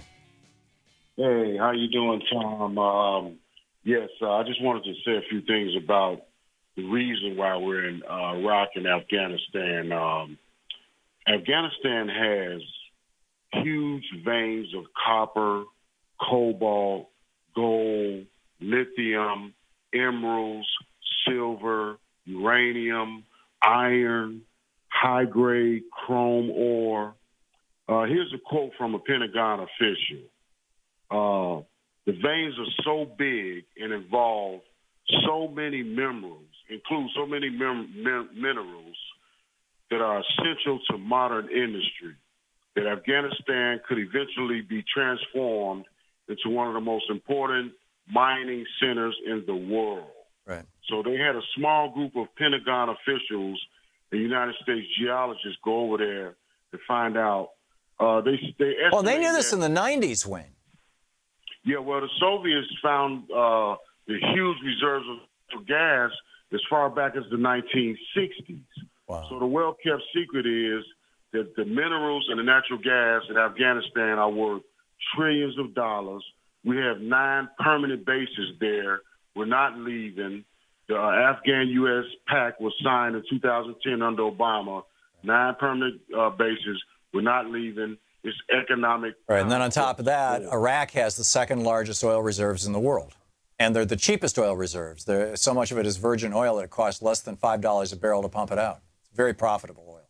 Yeah, so as far as the war on terror, it's just a false flag, Tom. This is an economic conquest, resource-driven war. So thanks very much. That's small comfort to the families of the people who are fighting and have died there. That's... Yeah, but I agree with your analysis, Wayne, sadly. Wayne, thanks for the call. It's always great to hear from you. James in Spokane, Washington. Hey, James, what's up? Hey, Tom. Every day and every way I'm getting better and better. How about you? Who was that French philosopher? Was it Claude? Émile Coué. Émile Coué, that's right, yeah. The way I got that, let me recommend this book. It's called The People's Almanac by Irving Wallace and David Walachinsky. It's a compendium of knowledge, about 1,500 pages. That's where I found that tidbit. Yeah, it's great. He was the original, he kind of started the whole self-help movement thing back in the 19th century. Anyhow, what's on your mind? A comment is this, we've got our minds and our eyes focused on climate change, and I think the biosphere will survive that even if we don't. Sure. But what's going to kill off life entirely is all these megatons of garbage and poisons and slurry we keep dumping out the land and in the waters, Tom. Not to mention all the nuclear waste. Yeah. So, I mean, climate change is important for sure, but we've got to stop the poisons. Yeah. And among those poisons, one of the most awful is plastic. Right now, we are finding that there are tiny plastic microfibers embedded in virtually everything coming out of the ocean. Now they're finding them in fish. And you're eating, literally in the bodies of fish. You eat fish and you're getting little bits of plastic. I mean, it's just incredible how we've polluted this planet, how 8 billion, now 7 billion of us, whatever it is now, have just overwhelmed the planet's ability to deal with it. James, I got to move along, but thank you for the call. Amen. Dave in Federal Way, Washington. Hey, Dave, what's up? Hey, not too much, Tom. What we got to do is we got to de-incentivize these corporations from, encouraging and participating in this type of warfare. I mean, you said it best the other day when you were talking about Nikki Haley being part of a religious faction that's fanatical. It's true, but even people that don't buy off on that, I mean, that don't really like that, they can be won over, like by your last caller who lists all the, all the resources in Afghanistan, and also by saying stuff like, Islam is a political system. All right, a lot of reasonable people buy off on that sort of thing, and that we should reap the rewards of war. But the problem is it's all fake. None of that's real. None of it's real. Like, okay, the economic system still applies. Let's say there are all these resources in Afghanistan, okay? China or some other Germany, France, who knows, can extract them at a better deal. Hang on just a second here, Dave. Do you know which country is operating the only copper mine? It's the only major mining operation in Afghanistan. It's a giant copper mine, giant open pit copper mine. You know which country is running that right now as we speak? Sure, it's China. Yep, exactly. And it was George W. Bush who gave it to him. Yeah, I mean, I know a lot about this, but I try to keep it short, but everything you say is basically correct. And I'm not just sucking up. I mean, I don't know how you know this stuff, but they're really, this whole thing, all right, like Donald Trump is our Tariq al-Hashimi. He really is. We got to stop looking down on these people and realize that they're human beings. Donald Trump is allied with violent radicals in this country. That's why Tariq al-Hashimi did not get elected prime minister in Iraq. Yeah. Because even Sunnis realize that it's not worth it. Yep. They realize that. Dave, I'm out of time. But thank you for the call. Excellent points. By the way, somebody called in earlier and said he was in Vietnam and Royal Dutch Shell was there. There's a book. Troy found this, Fueling the War by Louis Wesseling. As a Dutch business executive who ran Shell Oil's operations in Vietnam from 72 to 75, he was a well-compensated, well-connected corporate higher-up living and working in Saigon. He wrote a book about it. Anyhow, don't forget, democracy is not a spectator sport. It requires you. Tag you're in. See you tomorrow. You've been listening to Thom Hartmann. For audio and video archives, visit thomhartmann.com.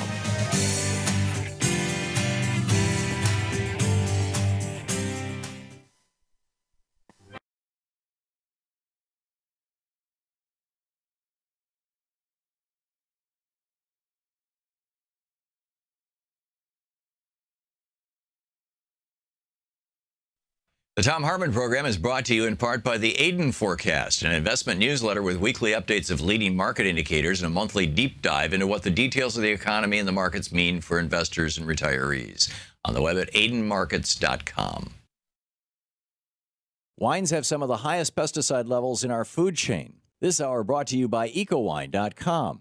Pesticide-free wines, organic wines, imported from France by the Organic Wine Company, ecowine.com. Hartmann Program is brought to you in part by Super Beets. Super Beets are sourced from non-GMO beets, and they're packed with dietary nitrates, helping to produce nitric oxide for more energy, stamina, and support for healthy blood pressure levels naturally. For more information, call 800-223-8242 or visit tomsbeets.com.